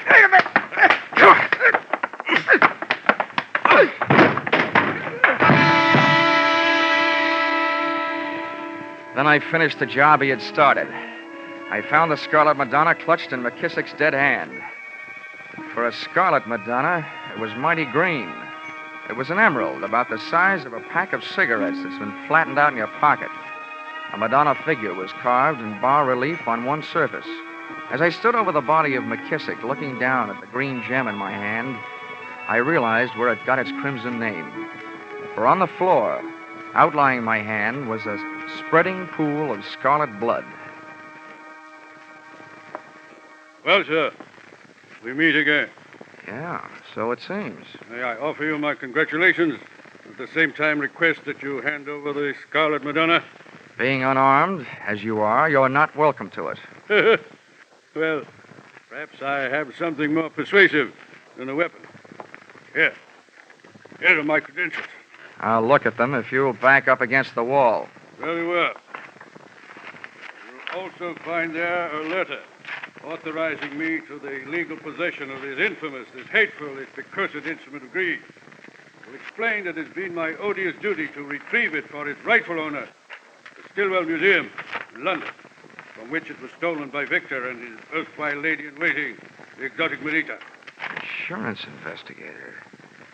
You? Where do you come from? What's your outfit? Yes, I thought I'd set you back on your heels. I'm from London.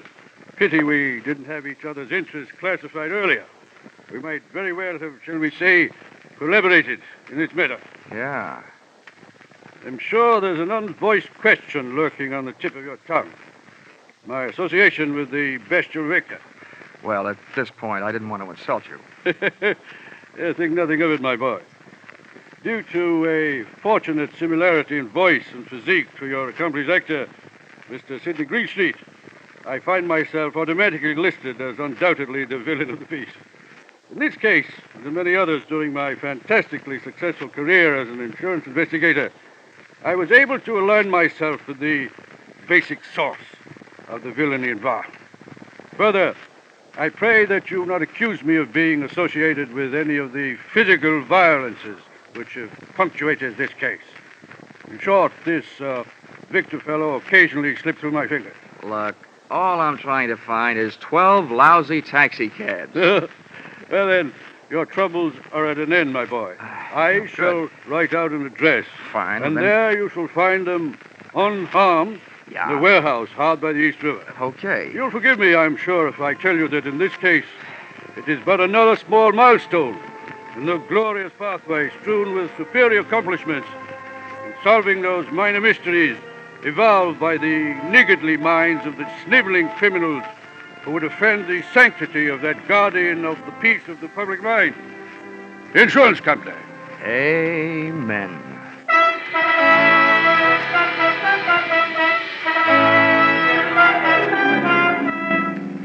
Expense account, item 7. $1.95, one evening gown, which was hard enough to find, but would probably be even harder to wear at that price.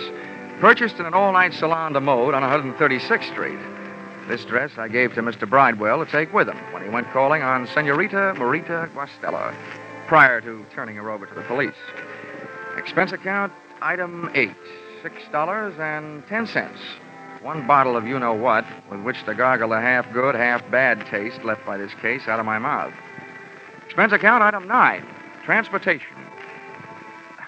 No, come to think of it, you can forget this item for a while. I think I'd better stay here in Manhattan and rest up a bit.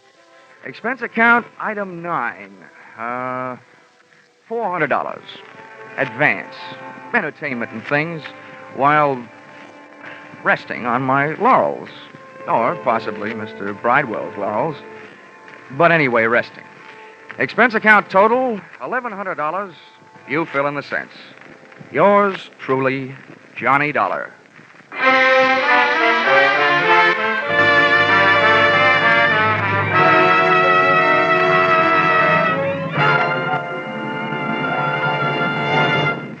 Yours truly, Johnny Dollar, is produced and directed by Norman MacDonald and stars Charles Russell, with script by Paul Dudley and Gil Dowd.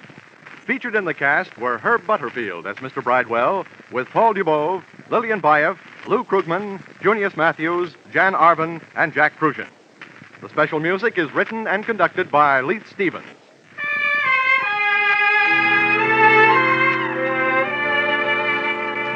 Be sure to be with us again at the same time next week when another most unusual expense account is handed in by Yours truly, Johnny Dollar.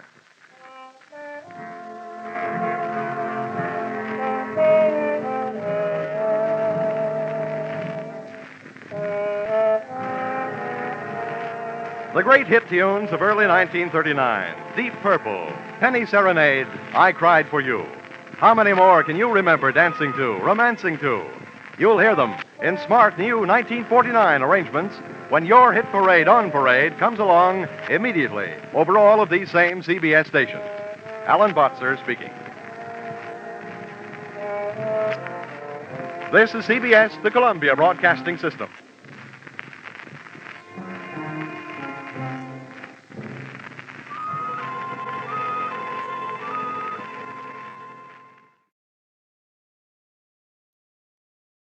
Well, anyway, I learned the answer to the question, what does a doctor do when a doctor needs a doctor?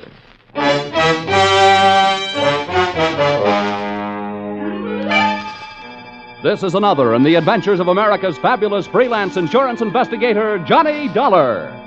At Insurance Investigation, Johnny Dollar is only an expert. At making out his expense account, he's an absolute genius.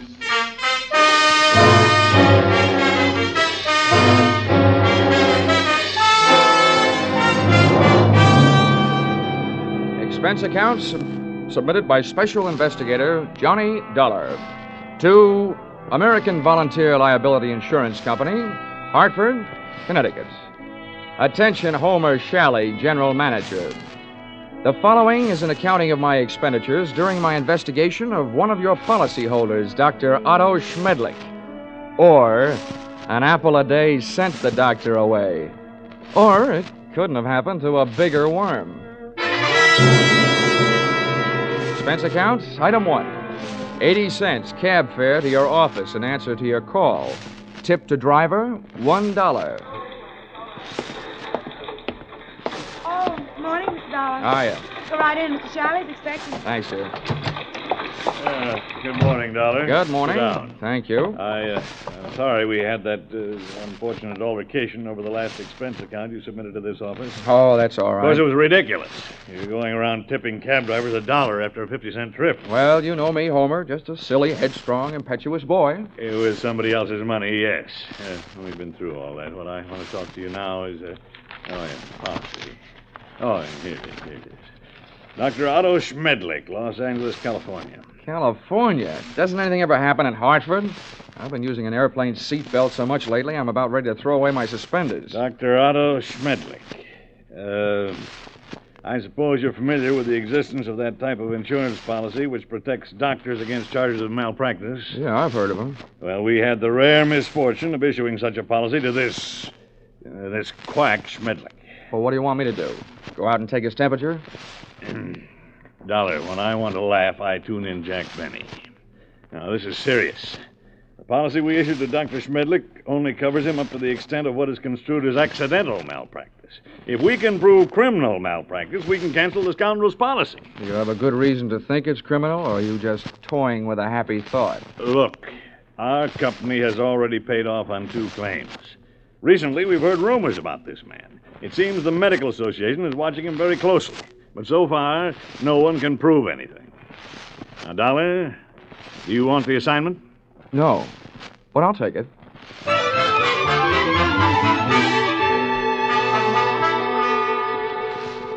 Expense account, item 2, $194.04. Airfare, Hartford to Los Angeles.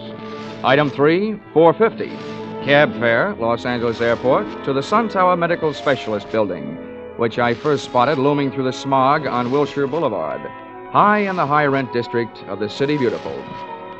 Item 4, 55 cents, 11 nickels.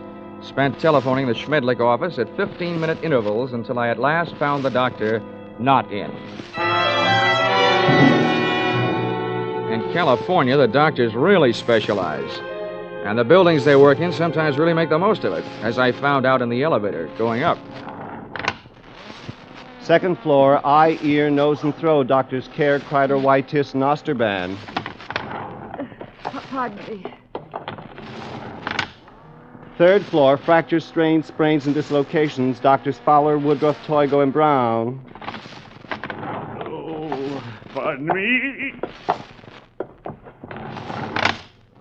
Fourth floor, obstetrics, orthopedic, pediatrics, and general practice. Dr. Small, Collier, Reynolds, Frank, Stanley, Feinbaum, and Schmedlick. Would all these medical terms you just tossed off by any chance mean that we have now arrived in the land of the mechanized stork? To put it crudely, yes. Thank you, Jack Armstrong.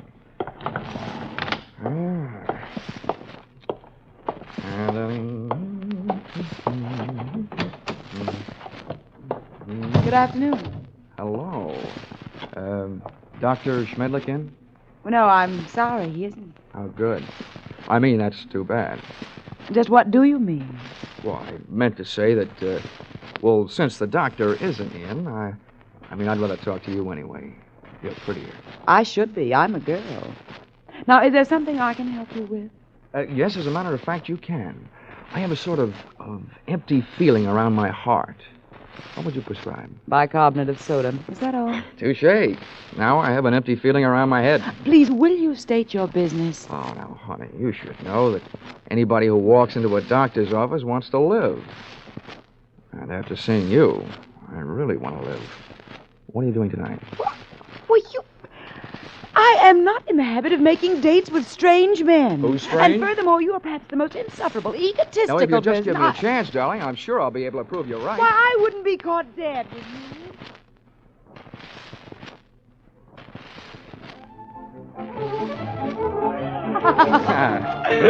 Oh, Johnny, you ain't. You like that, huh? This is the first time I've ever tasted champagne. Good old champagne. The rich people 7-Up. Well, here's to us. To us. Doreen, I feel like talking. Well, thanks for putting me on guard. Listening to you can do strange things to a girl. I want you to know more about me. I'm an insurance man. I didn't go up to your office hoping to see the doctor. I wanted to see his nurse. You. Why, Johnny Dollar, if you try to sell me... Oh, hey, now, wait a minute. Hear me out. You can probably guess it's getting pretty tough trying to sell insurance these days. More than anything else, a guy needs a new angle, and I've got one. People who go to doctors are worried about their health. Now, people who are worried about their health are worried about the security of their families. So they become good prospects for insurance policies. No, but at the same time, aren't they also bad risks? A lot of them are, yeah. But they can't pass the insurance physical. But there are plenty of others. You should know the figures prove that as many healthy people go to doctors as do unhealthy. Perhaps the most popular disease in America is hypochondria, and the national headquarters seems to be located right here in Los Angeles. I see. And from me, you want a list of Dr. Schmedlick's patients? Smart girl. Smart boy.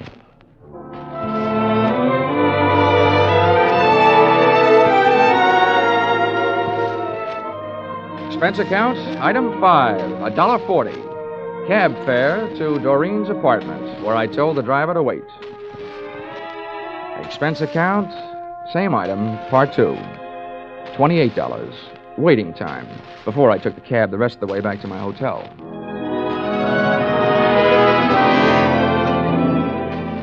Expense account, item 6. Breakfast the next morning. 2 hard-earned dollars for 2 soft-boiled eggs. The hen that laid them must do barnyard bits in the movies. At least at those prices, she could have autographed them. At 9:30, I was right on time for my morning appointment with Doreen to pick up the list of Dr. Schmedlick's patients, a half hour before the doctor was due to arrive. Well, Johnny, for a man who stayed up so late, you're very punctual. Oh, that's me. The early worm who so often gets the bird. You got a copy of the list? Yeah, got here at 8 to type it for you. Oh, fine. Here it is. So this is wonderful. You're a doll. Yeah. A. Aarons. You'd make the top of any alphabetical list. Look, this is a selfish way of saying thanks because I'll enjoy it more than you will, but dinner at Romanoff's tonight? I love it. Good. Good morning, Miss Smith. Oh, good morning, Dr. Schmedlick.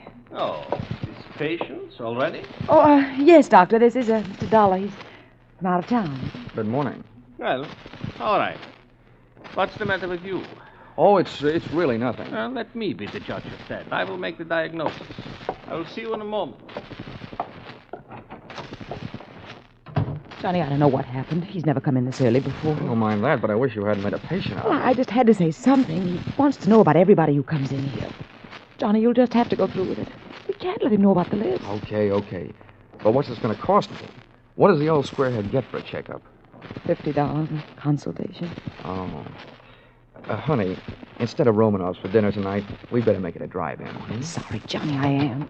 You can come in now, Mr. Lawler. Oh, well, with a D, Doctor. The name is Dollar. Oh, yes, I forget. I have so many cases on my mind. Now, if you will be so good to slip off your jacket and your shirt while I talk. All right. Now, what is the nature of your complaint? Well, my back. See, I was in a small automobile crack-up driving out here. No, that's a dangerous, complicated area, the back. Now, if you'll be so good to get up on the table and lie down. Oh, all right. Now, on your stomach. The feet down here, please. That's good. Now, I tap your back. When I reach the painful area, please to tell me. Yes, Doctor. Mm-hmm. Oh, very well muscled, Mr. Dollar. No bruises, strange. There it is. Aha. Well, not dangerously near the spine, but very interesting. Here, I think this will help. Oh! At first, it felt like a big bee sting about a quarter of the way up my back. Then came the buzzing inside my head. Whatever kind of liquid lullaby the good doctor sunk into my spine, it really rocked me to sleep. I had time to move my head and watch Schmedlick put down the hypodermic, walk across the room to my coat, and take from it the list of his patients, plus my wallet containing my identification. But I didn't give it a second thought. I didn't have time to. For me, the lights went out.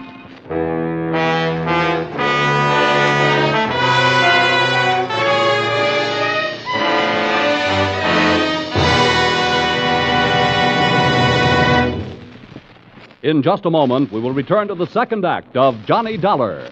But first, assets, 1 block of wood. Liabilities, more trouble than the legendary paper hanger with the hives. It sounds as though Edgar Bergen had a pretty bad bank balance, doesn't it? But luckily for you, he comes back week after week to the CBS studios with his block of wood named Charlie and lets himself in for more trouble. As for you, you're really in the chips when you take in the Edgar Bergen Charlie McCarthy show, heard over most of these stations every Sunday.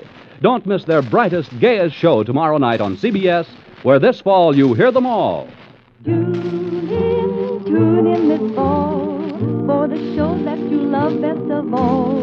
Listen carefully, here's the address. It's CBS. Now, with our star, Charles Russell, we return to the second act of yours truly, Johnny Dollar.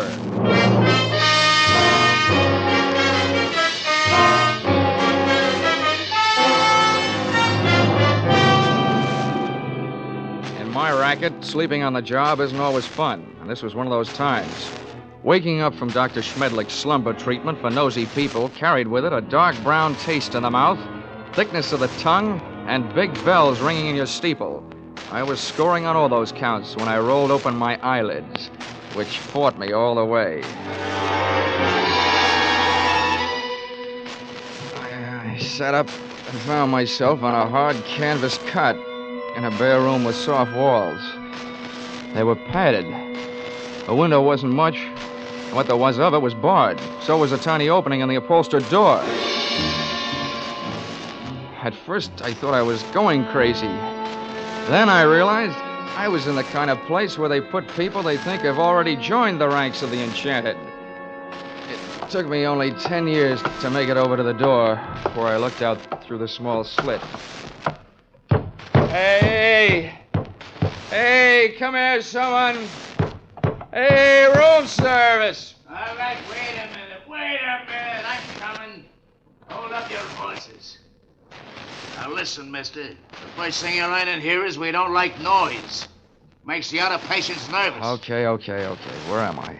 Who are you? I'm your nurse. Oh, sorry I didn't recognize you. I thought nurses were supposed to wear little caps. I got a little cap, but I don't wear it indoors. Hey, listen, you.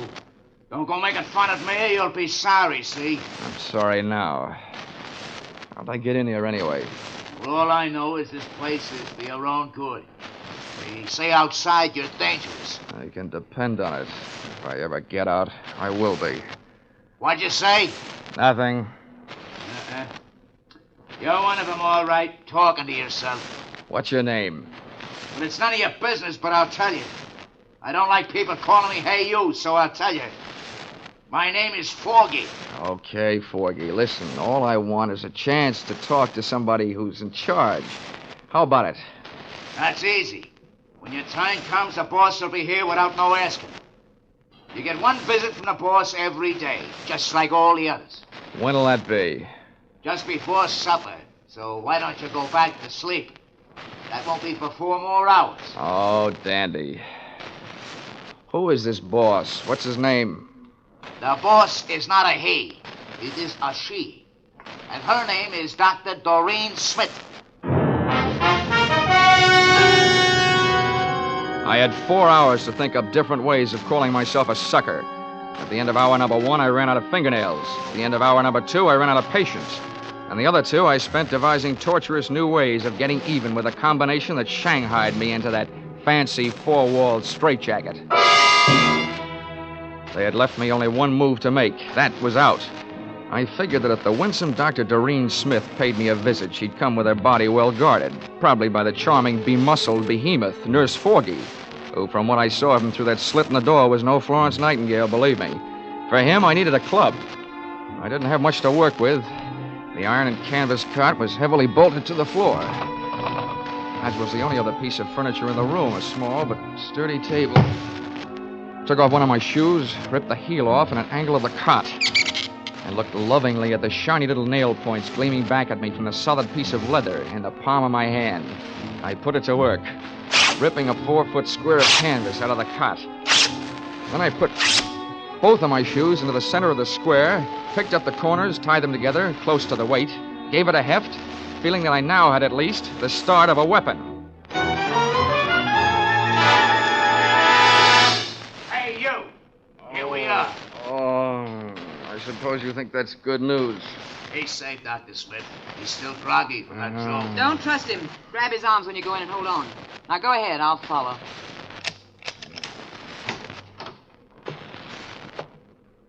Don't try any tricks and we won't hurt you, see? Thanks, Nursey.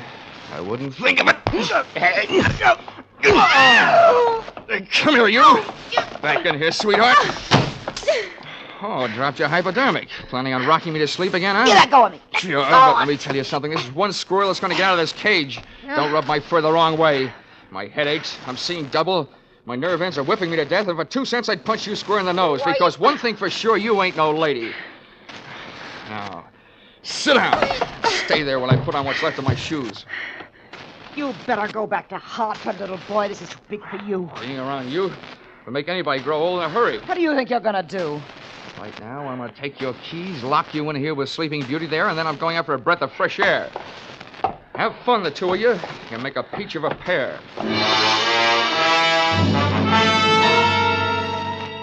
I stumbled through the rest of the building, which turned out to be nothing more than a country house.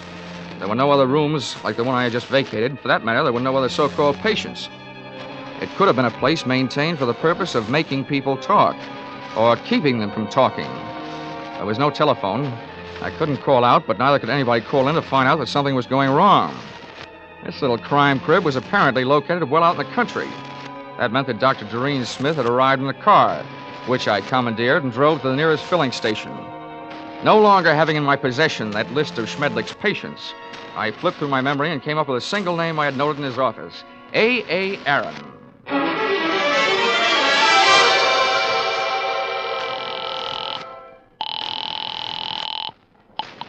Hello? Hello, is Mr. A.A. Aaron in, please?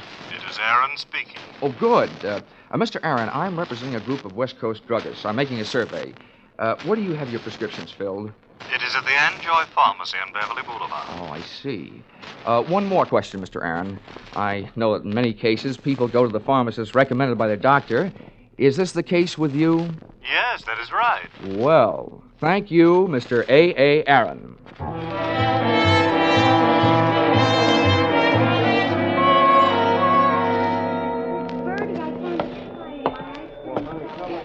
Pardon me, Mr. Anjoy. The clerk up front told me where I could find you.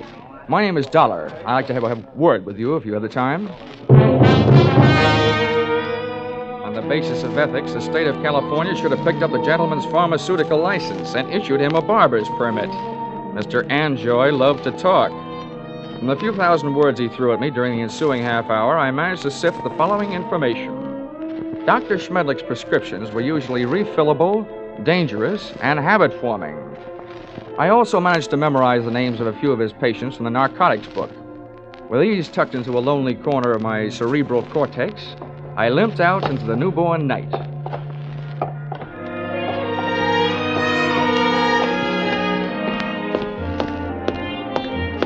Expense account item 7, 50 cents, having the missing heel on my shoe replaced by late working cobbler.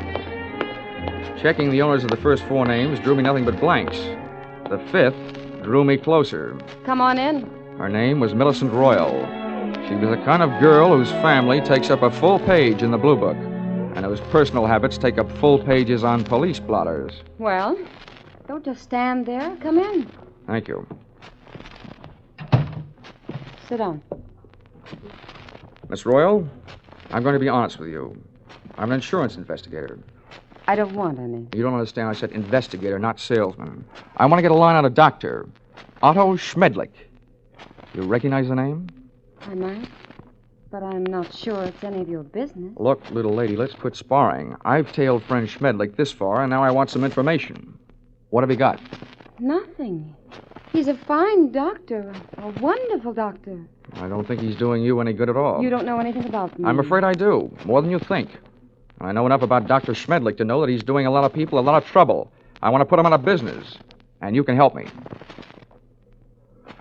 Oh, look, honey, Schmedlick isn't the one that needs protection. You do. You and the other people on the same spot you're on. Why don't you do yourself some good? I think you better leave now. Okay. Perhaps I'd better drop around to the home of Quincy P. Royal, Bel Air. But, Father?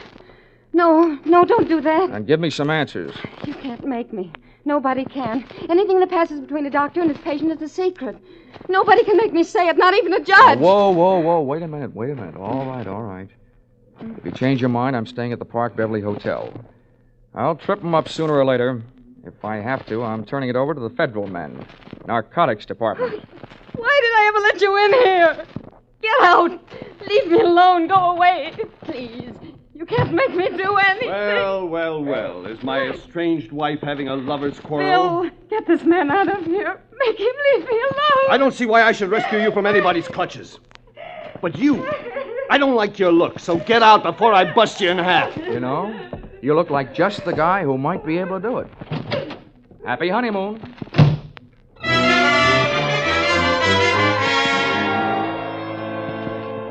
My hangover from Dr. Schmedlick's health cure hit me again as I hit the street.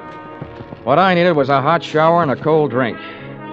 After the water hit me in the face, and a trifle of the same hit the scotch in my glass, I sat down in the big easy chair in my room, posing for a picture. Johnny Dollar, lonesomest man in town. I was mixed up in something mighty big and mighty wrong, but something I couldn't as yet put a finger on. Up until then, I had to go on with ability, experience, instinct, all unacceptable to the police as evidence. I asked myself why I hadn't called the law and told them about my party with the lady doctor and the man nurse. Then I answered myself that if I did, I'd probably be the one charged with assault, battery, and whatever else they wanted to trump up. Again, it would only be my word against that of an established medical man and his doctor-type nurse. So I decided to leave Doreen and her monster-type nurse where they were until I could turn them over to the cops. 4 drinks later, I was beginning to realize that those kind of troubles don't drown easily. And then the phone rang. Yeah? Mr. Dollar? Yes, this is Dollar. This is Millicent Royal. I want you to come over right away. Right away. Wait a minute, what's the matter? I changed my mind. I'll tell you everything. Anything you want to know. Oh, listen, Millicent, take the advice of an old hand at this sort of thing. If you want to help, tell me now, over the phone. No! You can't trust telephones. Somebody's always listening. Oh, listen to me. It never fails, Miss Royal. You're playing around with the kind of suspense they like to put into movie scripts.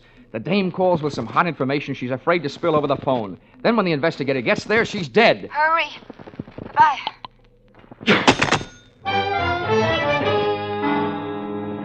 I went there. I was right. She was dead.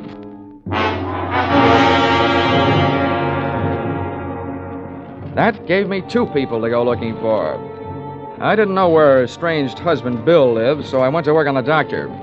His all-night telephone exchange gave me the information that he had called in just before leaving the hospital on his way to the office and could be reached there in 20 minutes.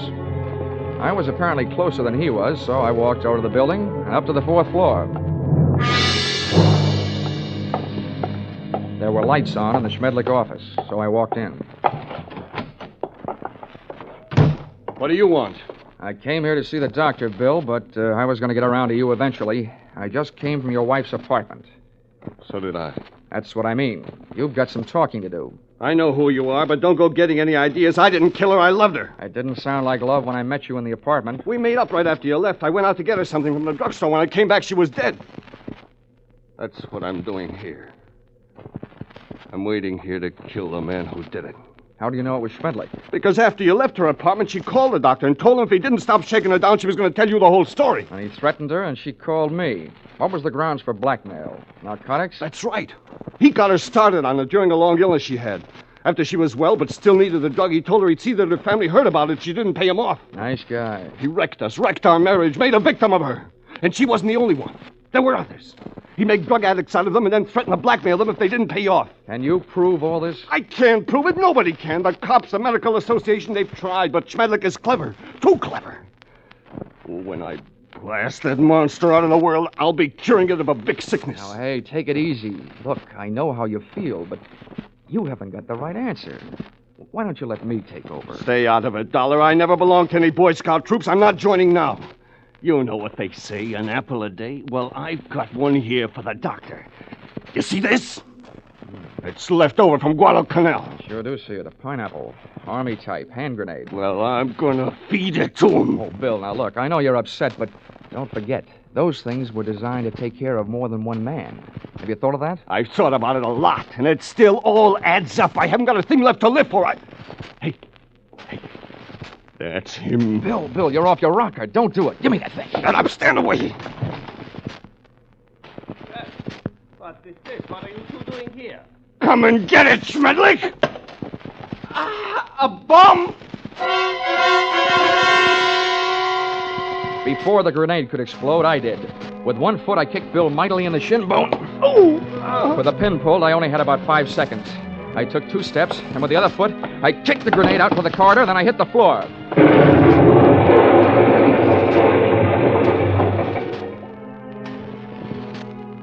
All right.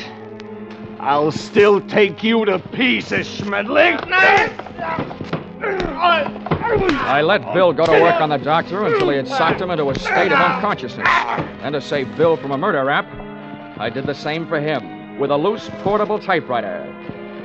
Sorry, but it's time to typewrite the tagline, William. P.S. Then I called the police.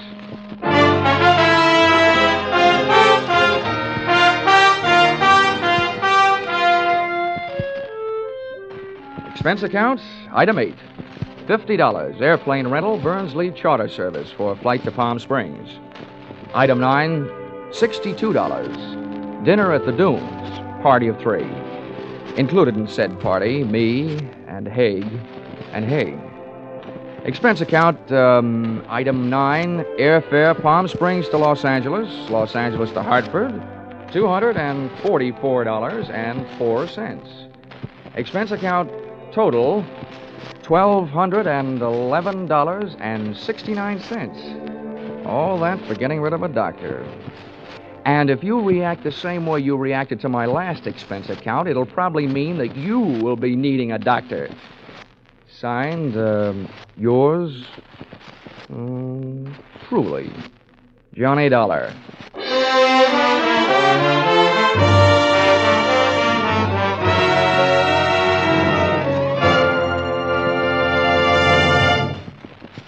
Yours truly, Johnny Dollar, is produced and directed by Gordon T. Hughes and stars Charles Russell. Script by Paul Dudley and Gil Dowd. Featured in the cast were Willard Waterman, Betty Lou Gerson, Larry Dobkin, Paul Dubov, Georgia Ellis, and Edmund McDonald. The special music is written and conducted by Wilbur Hatch.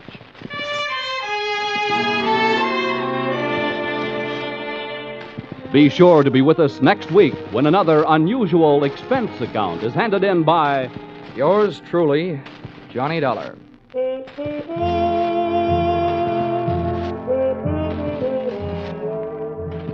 Stay tuned for Vaughn Monroe and his Caravan, which follows immediately over most of these same stations. Paul Masterson speaking. This is CBS, the Columbia Broadcasting System.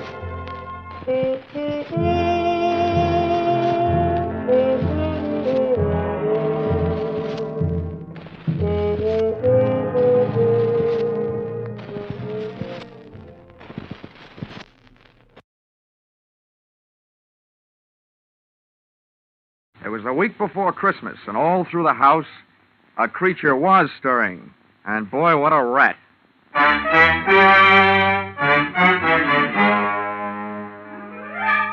This is another in the adventures of America's fabulous freelance insurance investigator, Johnny Dollar, starring Charles Russell. At Insurance Investigation, Johnny Dollar is only an expert. At making out his expense account, he's an absolute genius.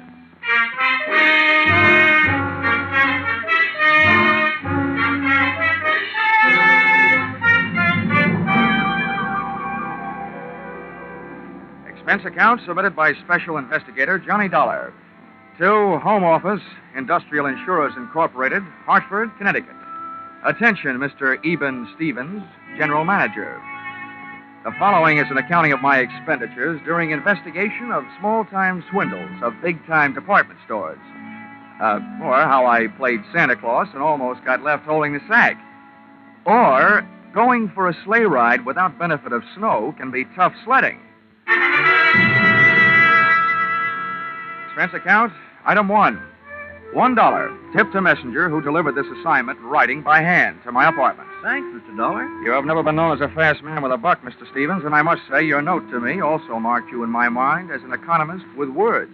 Dear Dollar, our client, the Association of Department Stores of Greater Manhattan, has requested help on the following problem. A young man has been making the rounds of New York department stores during the current Christmas rush. Using his equipment and official-looking sales book, he goes to a business department, makes a quick sale on some large item, writes it up in his furious sales book, takes the customer's cash, and disappears. Enclosed find varying descriptions as furnished by victims to date, and check for your usual retainer fee. Please put a stop to this nefarious practice at once. Signed, Eben Stevens, General Manager. Expense account, item 2. $6.21. Train fare, Hartford to New York. Next morning at 7:03 on the Banker's Special.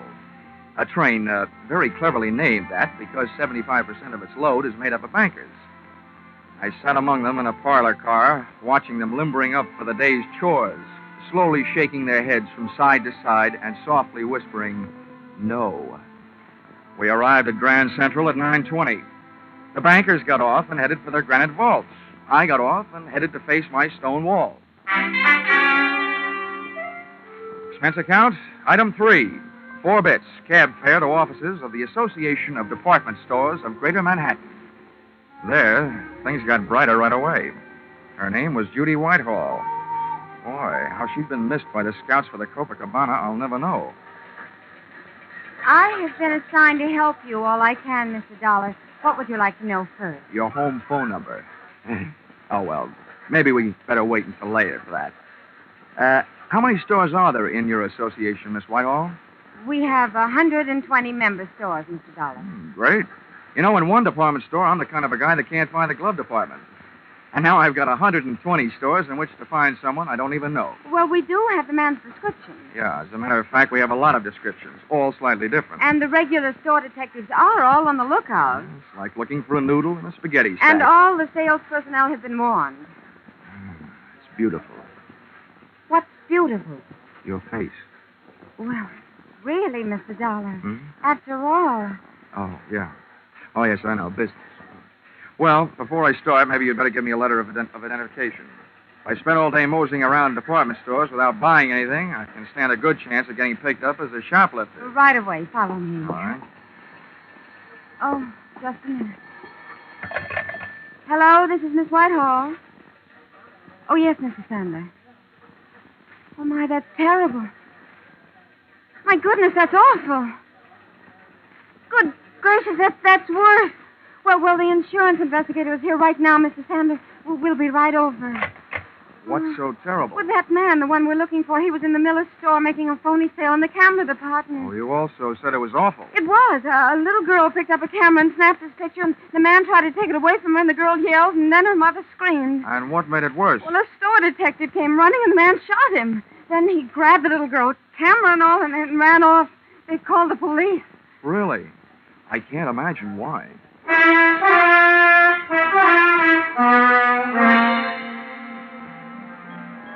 The mob scene in the Miller store would have made the Notre Dame backfield holler uncle. Christmas neckties were selling like hotcakes. Only compared to most of the ties, a hotcake would look better on you. The camera department was on the mezzanine, and the store manager, Mr. Sander, was on a rampage. Why doesn't somebody do something? Why can't they find him? I've got men posted on every door. He's in this store somewhere, and... Oh, Miss Whitehall, it's about time. Who's this? Oh, this is Mr. Dollar, Mr. Sandler, from the insurance company. Well, I don't know what you can do, Dollar. I've already got 20 policemen running all over the store. It's absolutely ridiculous, preposterous, and fantastic. That's what it is. Also amazing. Now, tell me, Mr. Sander, about that little girl who picked up the camera and snapped the culprit's picture. Did they find her yet? They certainly did, in the rug department. She'd been shoved in the middle of a pile of 9 by 12 Orientals on sale at $123.50. She was scared, but not hurt. And the girl was found without the camera, I suppose. Naturally, but the camera wouldn't do us any good. After all, I'm sure the camera didn't have any film in it. They never do when they're on display. Well, how about the store detective, the one who got shot? In the hospital, Miss Hall. They'll call me here as soon as they find out how badly he's been hurt. Well, look, getting back to that kid, was she able to give you a good description of the guy who grabbed her? She hasn't stopped crying long enough. Well, how about our mother? Neither is she. Well, where are they now? They're in my office. That's why I'm staying right here. Where is your office? On the 8th floor, right next to the credit office. Well, this may be the first time I ever got past the credit office. Come on, Judy.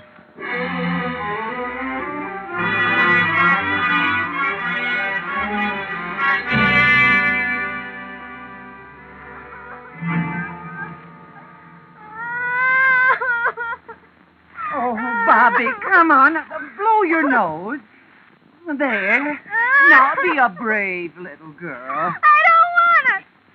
He hit me. He tried to kill me. He took away my camera. Let me have another try, Mrs. Jenkins. All right, Mr. Dollar, if you think it'll do any good. All right. Oh, come on now, Bobby. All you have to do is tell us what that bad man looked like. We'll get him, and then we'll fix him. Come on now, huh? I don't want to. He'll kill me. I'm beginning to think he's got a point. Okay, Bobby. Okay. Just a minute now. Oh, Judy. Here. Yes, Johnny? Looks like as a child psychologist, I'm nothing. At this point, I feel like telling little Bobby to go out and play with some old razor blades. Got any suggestions? Well, it is almost Christmas. Yeah. And one thing little girls don't want to do at Christmas is get in wrong with Santa Claus. Ah, gotcha. Good gal. Where do we find Santa Claus? In the toy department on the 5th floor. Well, give me about 5 minutes to explain things to Santa, and then bring Bobby down. All right. Oh, Bobby! What? Do you know what happens to little girls who make Santa Claus mad at them? Yes. What happens? They don't get to look at television before they go to bed. I mean, at Christmas, what happens? They don't get any toys. All they get is old sweaters and underwear. Well, listen, Bobby. This guy Santa happens to be a good friend of mine. What do you think of that? Tell him I want an air rifle. You would. Okay. I'll even fix it so you can tell him yourself. How's that? Just fine. Ah, good girl. Hey, where'd you get that blood on your coat? You got a cut? No, sir. That's from that bad man. I bit him on the hand. Okay, Judy. Here I go. Oh, and on the way down, maybe you better stop by the dog supply department and buy little Bobby a muzzle. If the kid doesn't like his looks, old St. Nick may get nicked.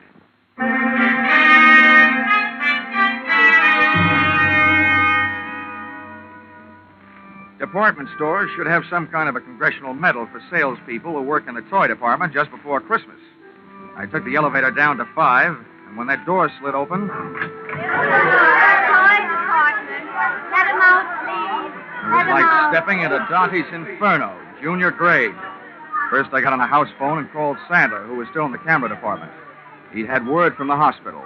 The store detective had died without regaining consciousness.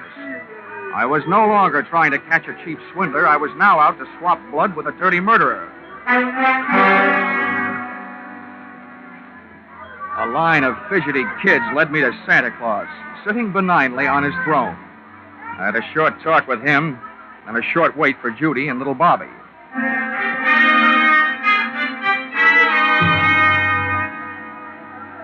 Okay, Santa. Now we've got to make her talk. That is, you've got to. All right, Dollar. All right now, kiddies, you'll have to wait for a moment. We have a special little visitor coming to see me. Hello, Johnny. All set? Yeah, all set. Okay, Bobby, my girl. Now just let me give you a hoist up into Santa's lap. He wants to ask you a few questions. I want an air rifle. Now, you be a good little girl and answer all Santa's nice questions, and you'll get it. But not where I'd like to give it to you. Now, up you go. Yes. Well, there we are, honey. Now, tell me, what do you want for Christmas? I want an air rifle. Well, we'll see what we can do about that. Tell me, have you been a good little girl? Yes, sir. Well, first we'll just have to look up your name in my little black book and make sure. Pretty good. All but one little thing. What'd I do? I didn't do nothing. Well, that's just it. You see, Bobby, I have a note here that today some people asked you what a certain man looked like and you wouldn't tell them. Is that right? I'm afraid. I don't want to tell. They can't make me. Well, Bobby, maybe you and I had better talk this over. If you won't do something for us, now how do you expect to...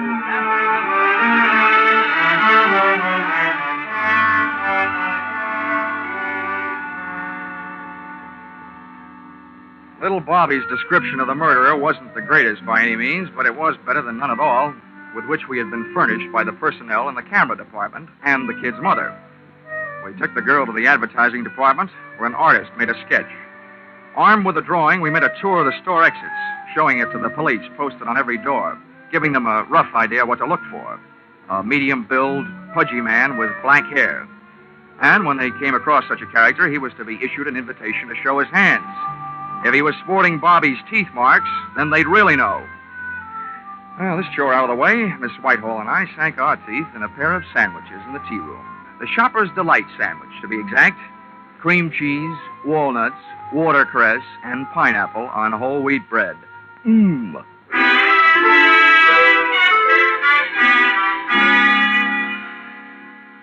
We found the store manager, Sandler, back in his office. He, too, was eating, but he was on a diet of straight fingernails. Oh, terrible, terrible, terrible. That's what it is. Now, don't worry, Mr. Sandler. He'll be caught. As a swindler, he might have gone on for years. But as a murderer, it won't be long, believe me. Oh, what to do? Well, I've got several ideas. And the first is to get out of your office and start at the top of the store and work my way down. They're already doing that, and not a sign of him. Well, I once found a mouse in a hayloft, so be not disencouraged. And a pretty little mouse she was. Oh, dear, oh, dear. Oh, please, try to relax, Mr. Sandler. Everybody's doing their best. Yes, I'm sure they are. It's just that I... Oh. Hello? Yes, it's Mr. Sandler. Oh, no. Where? How long has he been there?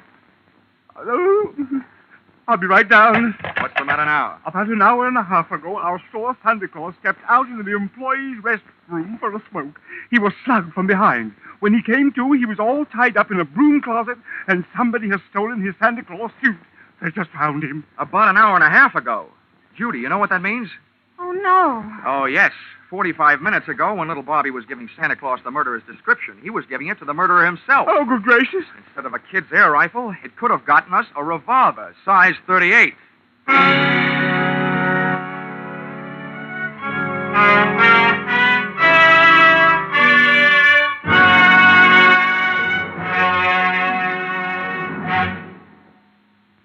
In just a moment, we will return to the second act of Johnny Dollar. But first, CBS is going to bring you one of the biggest presents you ever received from show business tomorrow afternoon, Christmas Day.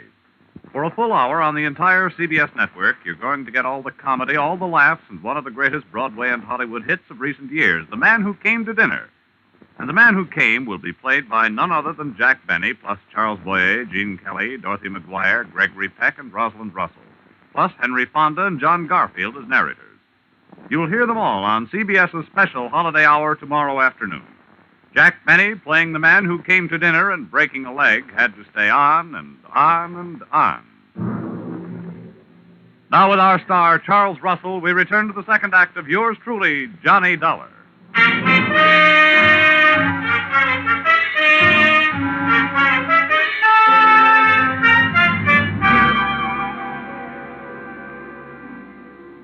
There's no place like a crowded department store for a fresh-made murderer to be on the loose, especially one that's playing Santa Claus for a lot of rosy-cheeked little nippers. I headed back to the toy department, but when I got there, the cupboard was bare. Our lethal St. Nick had decided to give up his red flannel and white whisker hiding place. We found the empty suit in a storeroom, tossed high on a stack of baby buggies. Oh, Johnny, this is terrible. That man's a murderer. What are you going to do? What am I going to do? Now, listen, Judy. By now, there must be 87 cops sifting through this store looking for that guy. They've got 2 cops on every door. Now, all I'm going to do is help them look. This is one of those everybody's problems. You're right. I guess I'm just getting excited. Well, that you have a right to do. Come on, let's get out of here. I've got an idea. All right, Johnny, I'll Oh, Mr. Dollar, thank goodness I found you. Mr. Sandler wants you right away down on 3. An old lady has just been shot in Junior Mrs. Lingerie. Serves her right for not acting her age. Let's go, Judy.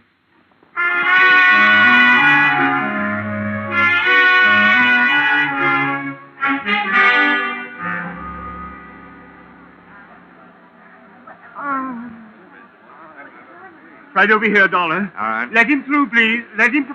Lady, please stand back now. Well, Dollar, Yeah? congratulations. Before, this store was only going to sue that company of yours for $1 million. Considering what this shooting will do to our reputation, I'm going to make that $5 million. Mr. Sandler, keep your powder dry. First of all, it's not my company. And second, you can't sue them for something they didn't do. And third, you'd better get this poor old gal to a hospital. How badly is she hurt? And how did it happen? The doctor's on his way, and we've sent for an ambulance. This woman was lost out on the back stairway looking for the ladies' room. That maniac saw her coming toward him and ran down the stairs, firing over his shoulder. The bullet just seems to have grazed her left side. Pretty lucky. Where are the police? They're searching all over the store. Dollar, what are we going to do? This is terrible for business. Well, I suspect that any minute now, the cops will be telling you to do something that's going to be even worse for business. Close the store. Well, but close the store? Why, we're staying open late tonight. It's the last-minute rush. I'm just telling you what I think. I think the cops will double the lookouts on all the doors and make you close the store. Then they can go to work. We lose thousands of dollars. They can't make me close the store. If you stay open, you might lose a few more customers. The hard way. Where's that doctor? He'll be here any minute. Oh, Mr. Sam. Well, yes, what is it? Well, they called up from the sporting goods in the basement. That man has been down there and held them up. And he took 4 guns and 6 boxes of ammunition. 6 boxes of... Oh, my. Oh, what's this going to do to our store? If you're not careful, it's going to turn your store into the world's largest shooting gallery with live targets. You know what I suggest, Mr. Sandler? What? What? Tell me what? Don't wait for the police to tell you. Close the store.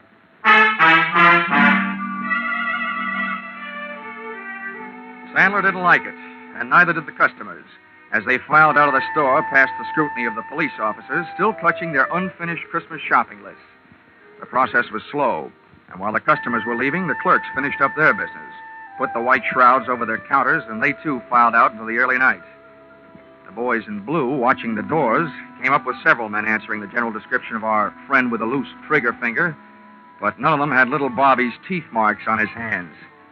That made it a 50-50 chance that Mr. Killer was still in the building.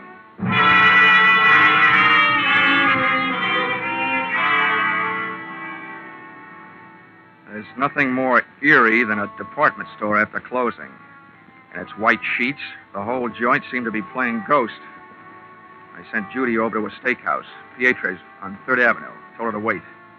Then I had Sandler get me a gun from the sporting goods department. For that lonely, scared feeling, there's no medicine that quite takes the place of a piece of cool steel in your little hot hand.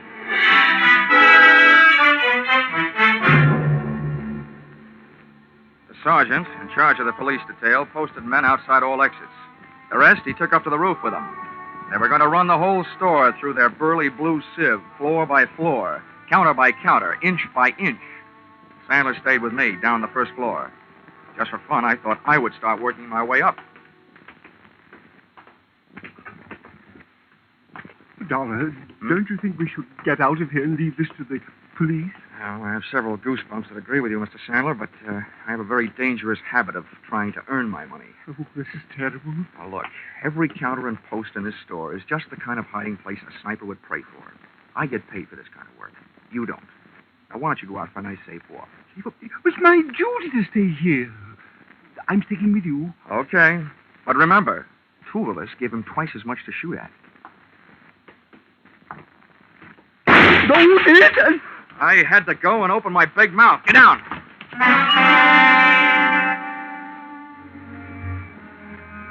Getting down on that floor could have been committing suicide in itself.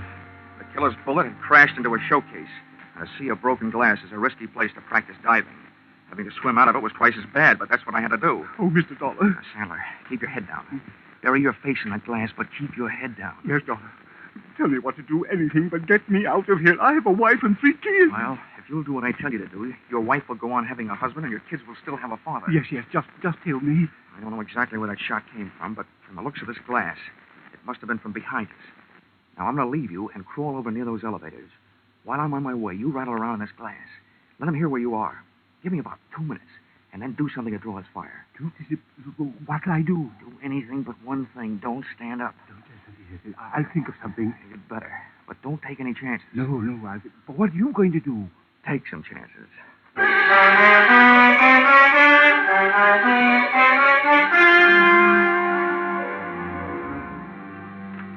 Once I was on my way, Sandler went to work with a vengeance. I could hear him thrashing around in that glass like he was trying to corner the Band-Aid market. I made it over to the elevators, scooting flat along the floor till I hit a car with an open door and slithered inside. Behind the protection of the elevator's front wall, I stood up, peered over at the edge of the door, and waited for Santa to make the move that would draw the murderer's fire. I must say Santa was dead game. And the way he made his move, he also stood a good chance of becoming plain dead. First, he stopped wiggling around on his bed of glass, and then he just stood straight up. The shot missed, but my eyesight didn't. The killer was shooting from high up, behind a pole. He was standing up on a glass showcase, hoping for a better view. And it didn't take me long to decide to give him a better view of the inside of that glass showcase. I started deliberately shooting his foothold out from under him.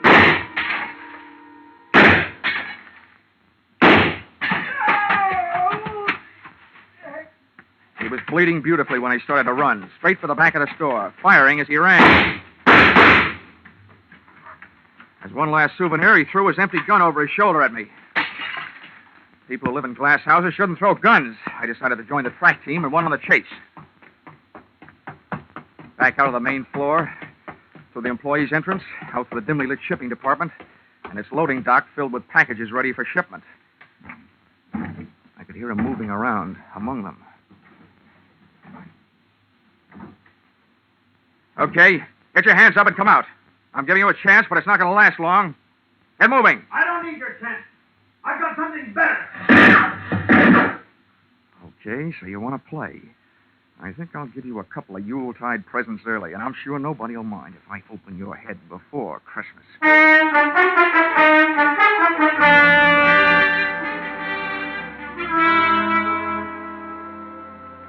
My hot-headed friend was hiding behind a high pile of wooden boxes ready for shipping. I grabbed the heavy, empty dolly, gave it a flying start, sent it crashing into the bottom box of the pile. It was beautiful. The biggest crash since 29.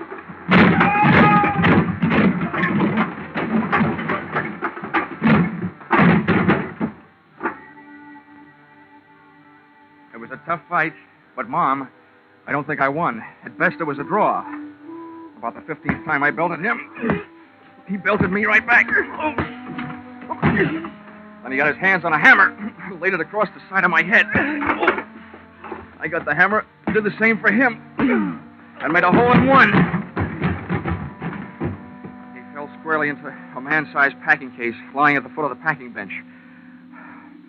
I was getting weak, dizzy. I had to hold him. One thing to do.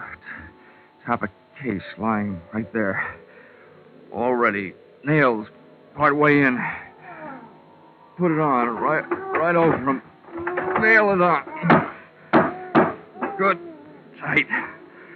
Good, tight. Good, tight. Everything is going black.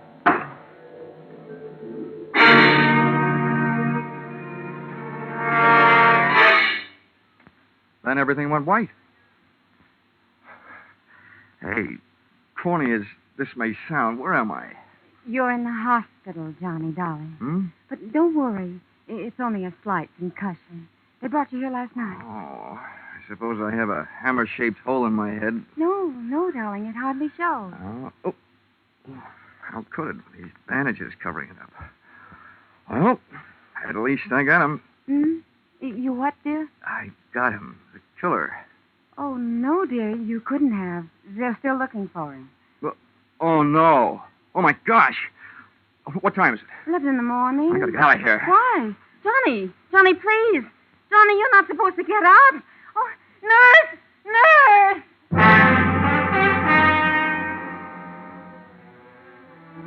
If they let him get away after all my trouble, somebody was going to need a doctor. Judy and I hit the department store in 12 minutes flat. 1 minute later, I was in the shipping department talking to the head man. Now, Mr. Dollar, just calm down. Everything's going to be all right. Now, exactly what is it you want to know? That big packing case, the one that was lying right here in front of the bench last night. Where is it? Oh, the great big one? Yes, the great big one. The one about 8 feet long and 3 feet wide? Yes, the one about 8 feet long and 3 feet wide. Well, there was something very peculiar about that case. You're telling me. Where is it? Well, this morning we came to work. The boys saw it all packed up, so they put it on the truck for upper New York State. Oh, no. Oh, indeed they did. But what was peculiar about it, even though they found it all ready to go, later on they found all the merchandise that was supposed to go in it lying around loose. It had never really been packed. Well, then quick. The least you can do is tell me where it went. Well, now that I can do. That box was the boss's big annual charity shipment of goods. That particular box is on its way to some of the unfortunates who'll be spending this Christmas away from home. All right, so where is it? By now, it should be at the New York State Prison, up in Arsening.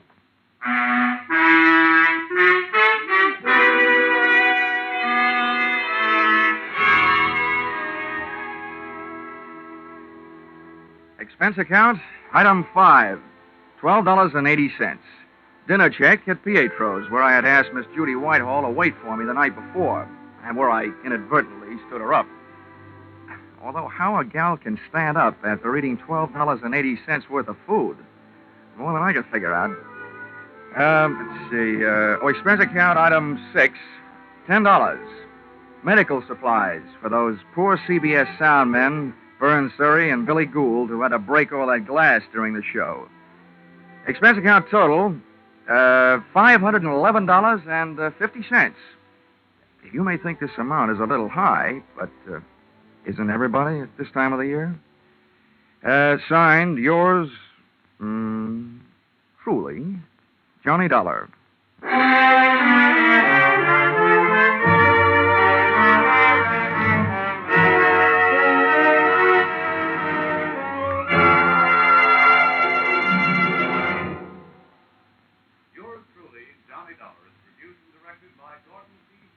Stars Charles Russell. Script by Paul Dudley and Gil Dowd. Featured in the cast were Jay Novello, Georgia Ellis, Marlene Ames, Parley Bear, Paul Duboff, and Connie Crowder. The special music is written and conducted by Leith Stevens. Your announcer is Bob Stevenson.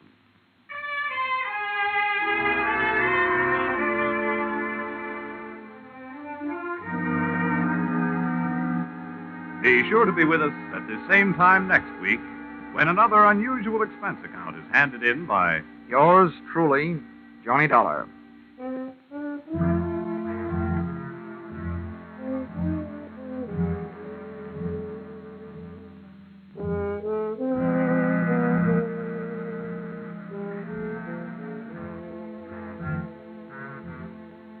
Those two pleasant gentlemen of music, Vaughn Monroe and Gene Autry, will be around with special Christmas music tonight on CBS. On his caravan, Vaughn will feature a medley of Christmas carols. And you'll hear the maestro and his band featuring Vaughn's new song success, The Jolly Old Man in the Bright Red Suit. Gene Autry will bring you Christmas music and the Christmas Eve story, Western style. Be sure to hear these two Saturday night CBS stars, Vaughn Monroe and Gene Autry, on most of these same CBS stations.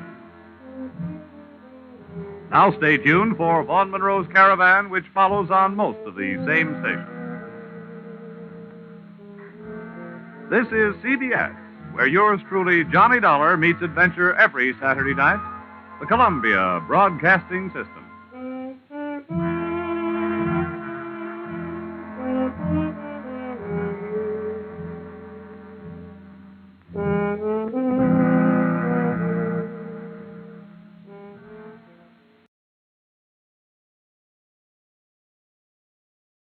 Time now for Edmund O'Brien as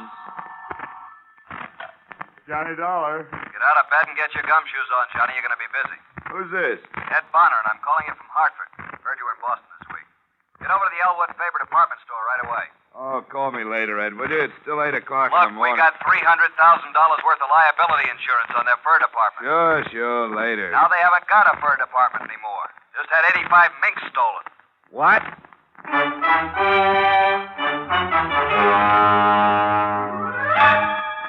Edmund O'Brien, in another transcribed adventure of the man with the action-packed expense account, America's fabulous freelance insurance investigator. Yours truly, Johnny Dollar.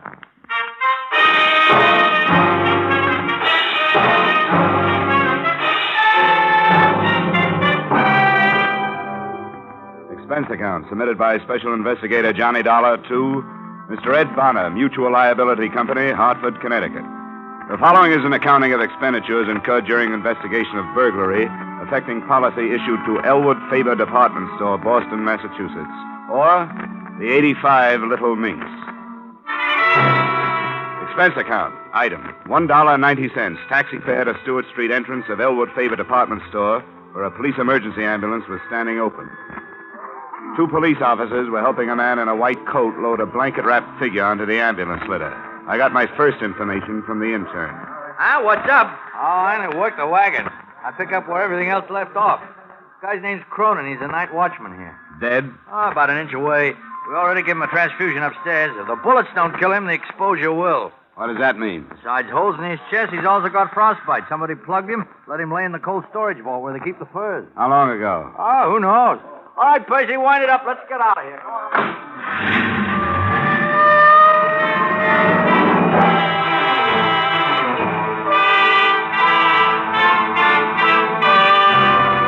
An assorted group of reporters and cameramen seemed to be converging toward a freight elevator just inside the store entrance.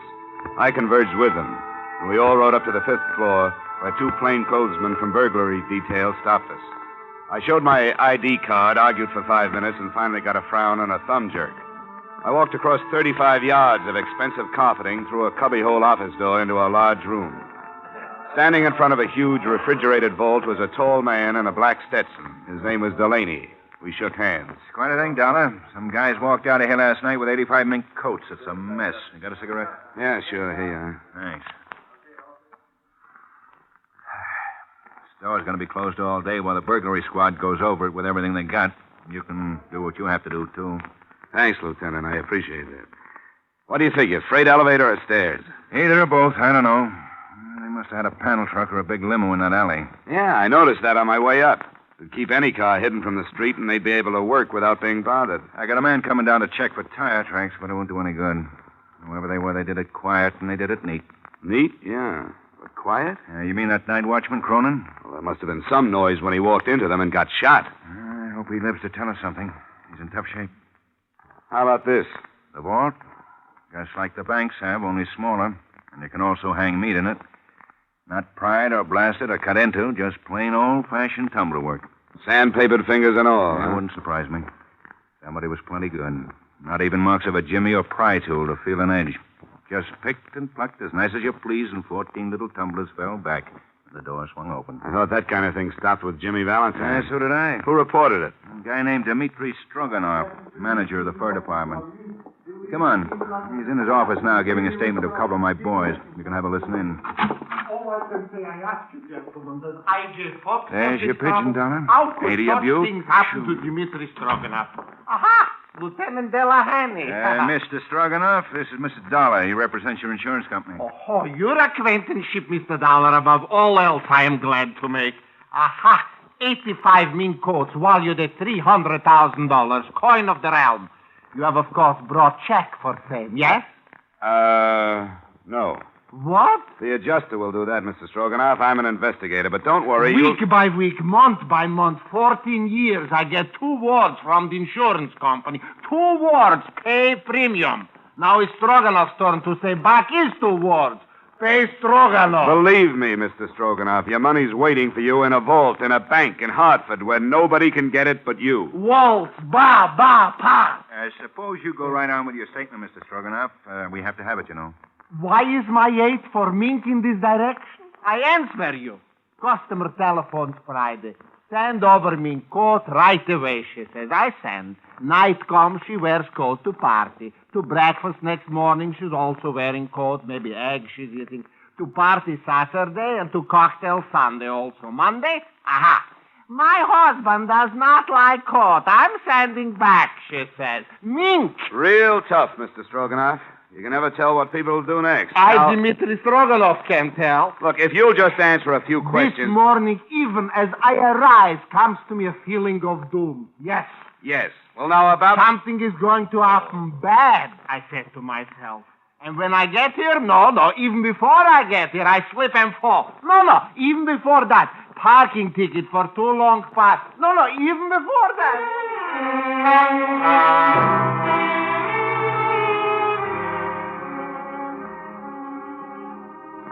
He went on like that for quite a while, and the police stenographer took down every word. His whole testimony typed up into 23 single-spaced pages. But only the following was of any use.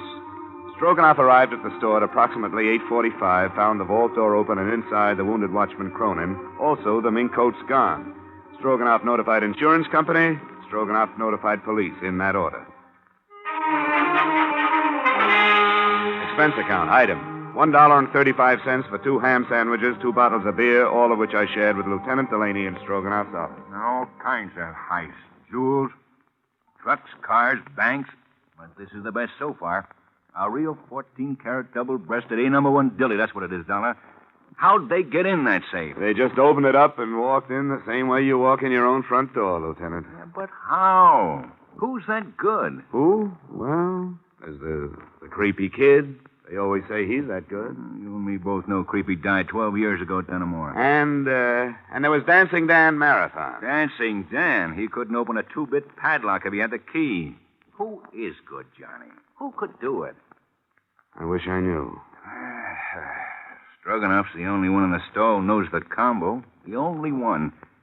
But I don't know. But you aren't taking any chances. Didn't I see 2 of your men tail him out of here? You bet your life you did. And by the way, didn't you put in a call to your office and have him checked on? You bet your life I did. Cop work. All the time we got... Delaney. Yeah. Hi, Richie. Well, give it to me. Yeah. Mm-hmm. All right, thanks. Hospital, Dollar. The night watchman? Cronin died 10 minutes ago without saying a word. I was hoping he'd be able to fill in some gaps. Well, he does. At least one. Which one? The other watchman's story about playing the radio. Yeah. What other watchman? Al Reedy. Oh, I'm sorry, Dollar. Maybe you passed him on. Well, tell me about him. Was he shot, too? No. We questioned him first thing this morning.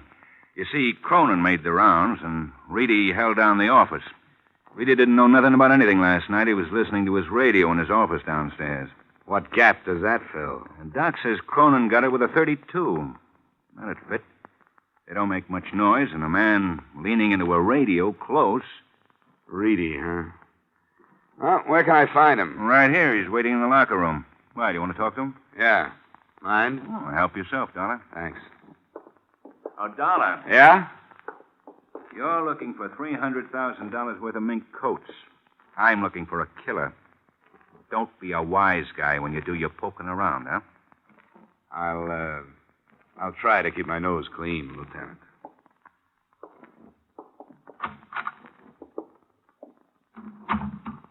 Yeah? Hello. You Al Reedy?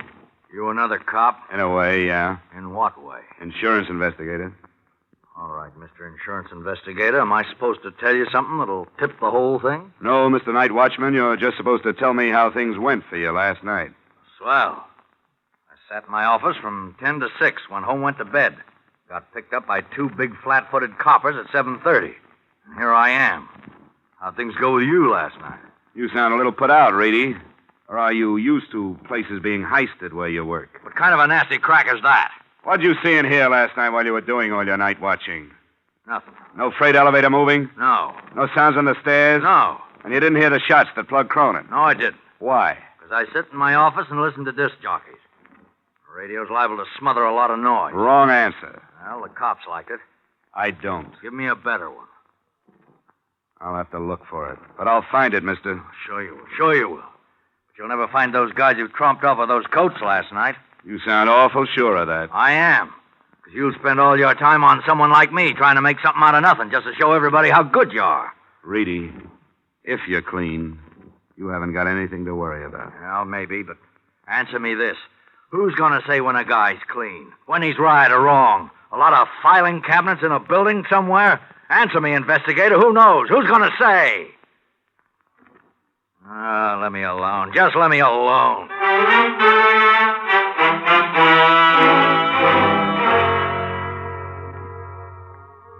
I didn't know what to make of Al Reedy, but I did know I wanted to know more about him.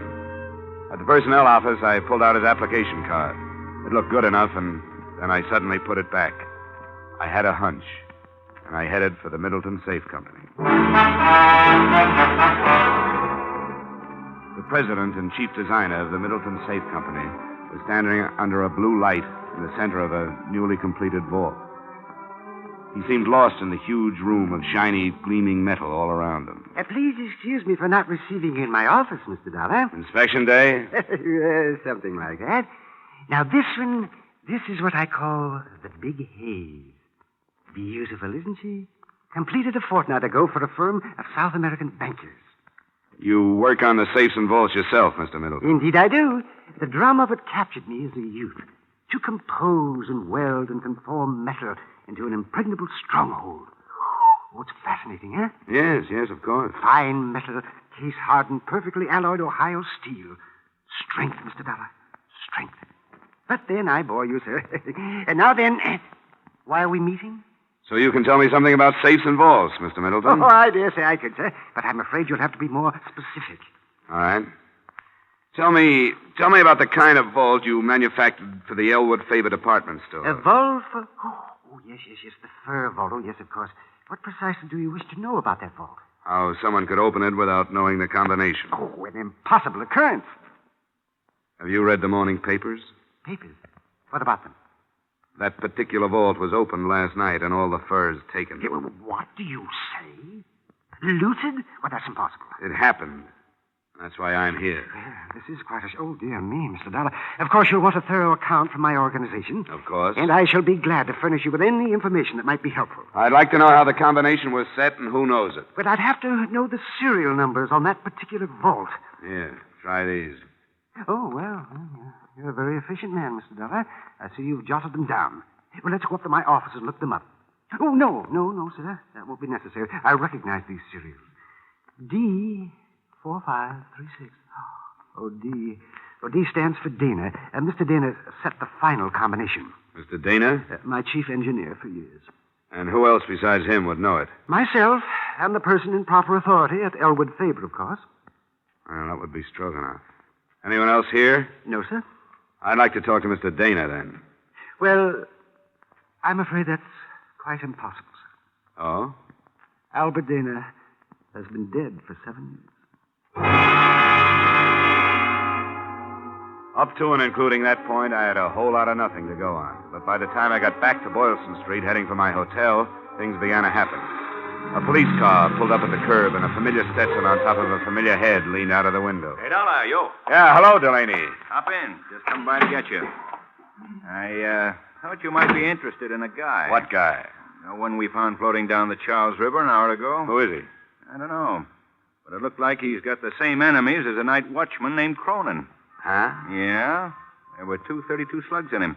We wouldn't have picked it so fast, only that's the second pair been through ballistics in one day. And they match?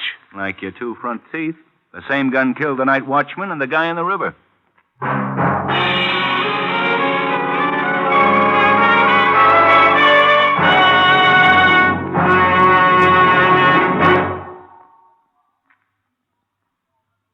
In just a moment, we will return to the second act of Johnny Dollar. But first, it's a family night on the Bing Crosby Show again this Wednesday. Brother Bob and Bing's son Gary already have scored with the Groner this month. And tomorrow night, Bing's 14-year-old twins, Philip and Dennis, make their debut as a guest team. You'll hear the kids trying to sell Dad a membership in the Bing Crosby Fan Club, a scheme that backfires. And you'll hear some rare and wonderful singing. CBS cordially invites you to hear the Bing Crosby Show this Wednesday and every Wednesday over most of these same CBS stations. Now, with our star, Edmund O'Brien, we return to the second act of yours truly, Johnny Dollar.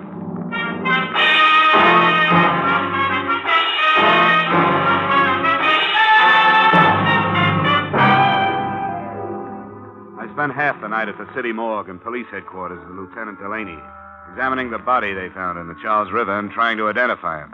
All the labels were ripped out of his clothes and the laundry marks were cut off. We were left with just his physical characteristics and fingerprints. The mug file didn't duplicate him, and the prints didn't check with anything in town, so they sent them to the FBI in Washington. I got to my hotel at 4 a.m. to get some sleep, and I got it. 3 of the shortest hours worth I ever had. Dollar? I'll tell her when he comes in. This is Ed Bonner, Johnny. How would you like to be fired? Huh? Oh, yeah, Mr. Bonner, sir. what can I do for you? Turn up with 85 mink coats. What have you been doing since yesterday? Sleeping?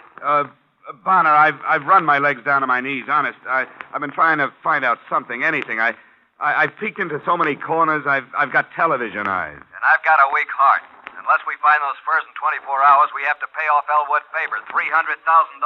Well, what are you going to do? Take it out of my pay? We have to. We'll start by selling your body to a medical school. Please, Johnny, do something. Bonner, what's Elwood Faber's financial position? AAA. Couldn't be better. They wouldn't steal him. How about the fur man, Stroganoff? He's always had money. Family.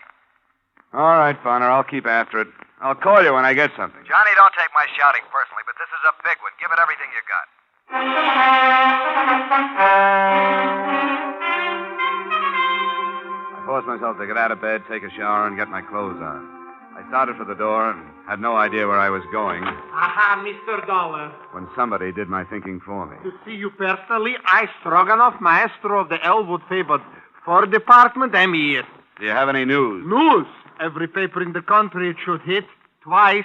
Never in my 30 years of association with that foul little beast, the mink, has anything like this happened. What happened? You wouldn't believe me. Look, I'm pretty gullible. Well, it's incredible. I don't blame you for not believing me. Are we going to keep up this game, or do you tell me? Don't get huffy with Stroganoff.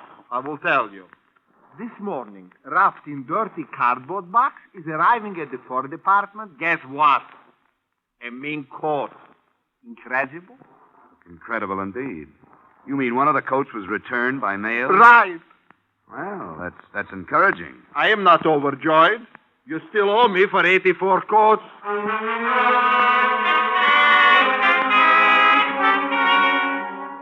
Item, $1.90 for cab fare to Elwood Faber. It didn't make any sense that the men or man who committed murder to make the heist would return anything. But one coat had come back. And in the pocket, I found a small piece of slick cardboard. It was only a third of an inch long, but there were 3 words on it. Country Club Dance. I was lucky. The country club secretary had a guest list, and one name on it stuck out like the nose on Jimmy Durante. Patricia Reedy. Yes? Oh, Miss Reedy? Yes. Who are you? Name's Johnny Dollar. Your father is employed at Elwood Faber, isn't he? That's right, but Is he in now? he's probably in bed. May I help you? I don't know. I saw you at the country club dance the other night. Oh, were you there? Oh, I couldn't keep my eyes off you, especially when you had that mink coat on. The mink. Well, Talk with this guy, Pat. What do you want, Dollar? Some information. Patty, will you make some coffee or something? all right, Dave. Anything else? Oh, nothing I can't handle. Okay, Dollar, what are you doing here? Who asked you into my house? My job. I came to find out about a mink coat that showed up at Elwood Faber this morning. Look, let's go out in the hall and talk. Okay. All right, Reedy, let's hear it. Now, don't go into a long song and dance. I'll tell you everything. Just the way it was. And I'd be real interested. The way I figure it, you helped in the theft. You maybe even killed Cronin. You kept one of the coats, but you got scared you might be caught with it, so you sent it back. Your daughter left the dance ticket in the pocket. All right. Here's the story right down the line. I didn't help in the heist.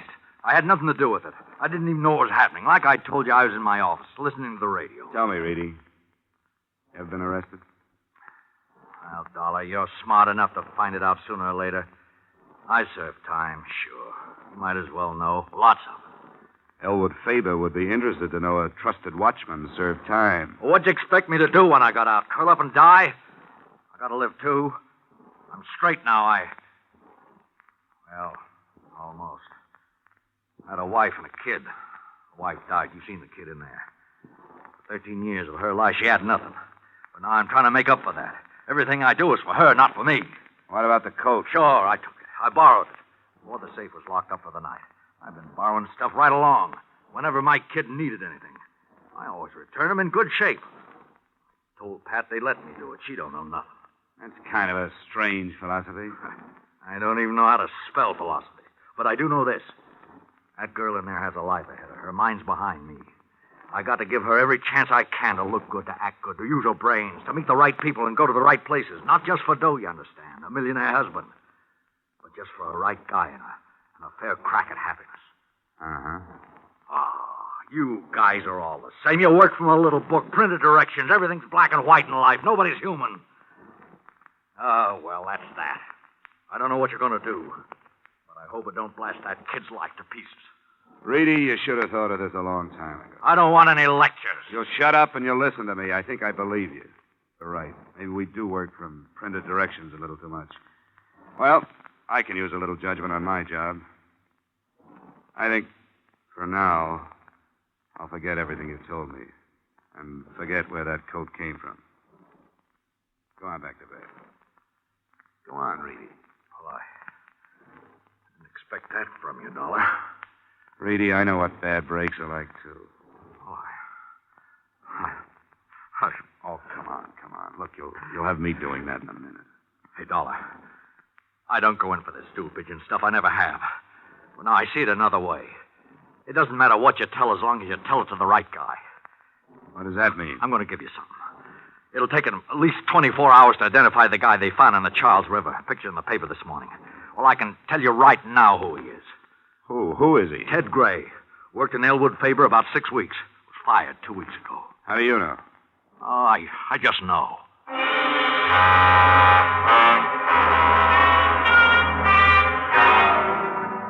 Personnel at Elwood Faber confirmed Ted Gray had worked there and was fired for insubordination. His address was 1432 Parkhurst Avenue, and I was over there in 15 minutes. It was an ordinary, undistinguished apartment house. No one answered when I knocked at apartment 12A, but the door was unlocked. Except for the furniture, the room had almost nothing to offer. I poked around for half an hour before I saw the phone numbers written on the wallpaper next to the phone. There were 14 numbers, and I started calling them right down the line. The first 7 produced such things as Ling Chi Chinese Hand Laundry, the Happy Hour Liquor Store, and several other things that didn't have the particular information I needed. On the 8th call, I got results. Hello? Hello. Is Harry there? Harry? Harry who? Harry Gordon. But I'm sorry. You must have the wrong number. Oh. Sorry. That's quite all right. Maybe he didn't know Harry, but I knew him. At least his voice. I called Lieutenant Delaney and told him where I was going. It was dark by the time I got to the Middleton Safe Factory. There was a single work light spreading a sickly yellow glow over the main floor of the loading platform. There wasn't a sound when I entered. That was too good to last. It went off somewhere in the darkness, and I dropped behind a medium-sized safe and waited for a gun flash. Dollar! Johnny Dollar! What are you doing here? Looking for 84 mink coats, Middleton. I thought that was you on the phone, Dollar. How much money do you make? Not much, but save your breath. You're going to need it to run. A man of your talents could do a lot in South America.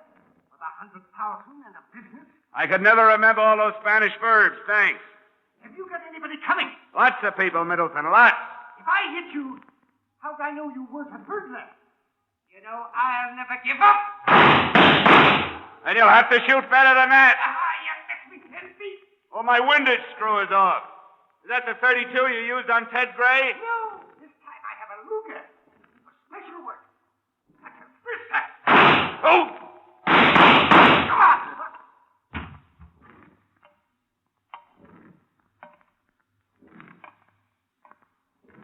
That Luger didn't help you much, Middleton.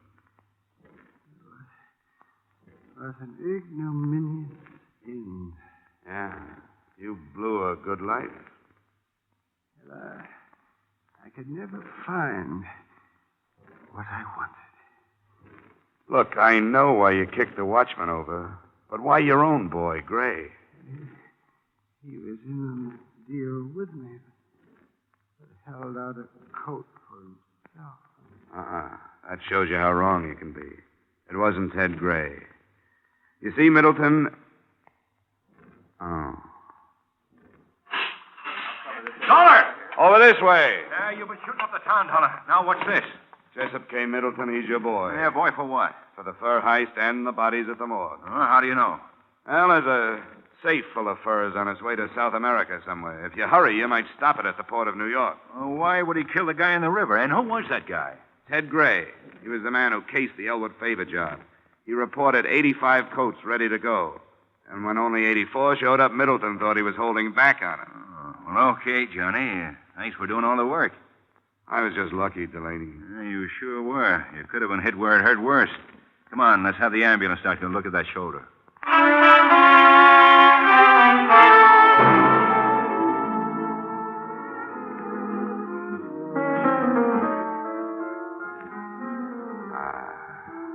This is the only way to live. Miss Reedy, you... Make it Pat. You know, you're great on your feet. Well, what about you, Johnny? Dancing with your arm in a sling. Well, I took the no-hands course at Arthur Murray's. Pardon me, Mr. Dollar. There's a phone call at your table. Oh, thanks, waiter. Come on, Pat.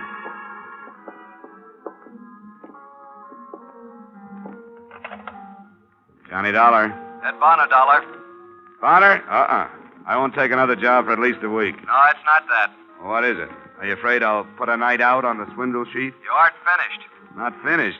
Hey, you got the coats, didn't you? Yeah, we found the safe down at the dock. Caught it just before it was loaded for South America. There were 84 coats in it, all right. But you know the one that was sent back in the mail? It's been stolen again. One's still missing. Oh, really? Oh, that. Oh, yeah. Well, you know, Bonner, somehow I have a feeling that last coat will be in the mail tomorrow. Are you sure? Positive. So long, Mr. Bonner. So long, Johnny. Who was it? Oh, nobody important. You know something, Pat? You look just grand in mink.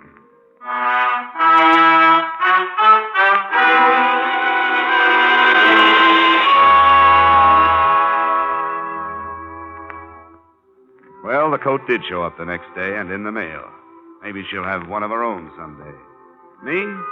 I stuck around Beantown for a few days to get a better look at the Bunker Hill Monument, Paul Revere's home, and her deep blue eyes, which began hinting at wedding bells. So, expense account item, $11.75 back home, but fast. Expense account total, $384.16. Yours, truly, Johnny Dollar.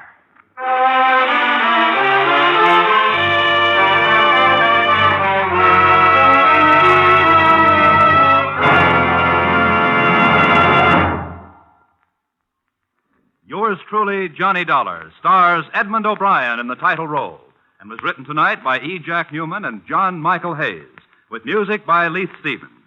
Featured in our cast were Harry Bartell, Joseph Kearns, Hans Conried, Bill Johnstone, Howard McNear, and Gloria Blondell.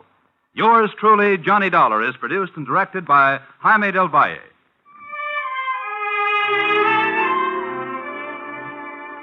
Join us next week when Edmund O'Brien returns in another transcribed adventure of...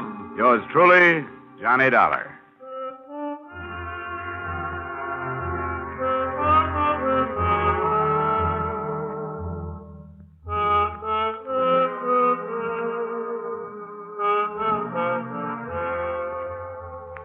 If you've got a piece of string handy, you better tie it around your fingers so you won't forget to file your income tax return. The deadline is March 15th, you know, and March 15th is right at hand. So to avoid penalties, file your returns promptly, but don't be in such a hurry that you forget to sign your name or attach your withholding statement. Now stay tuned for the adventures of Philip Marlowe, which follows immediately over most of these same CBS stations.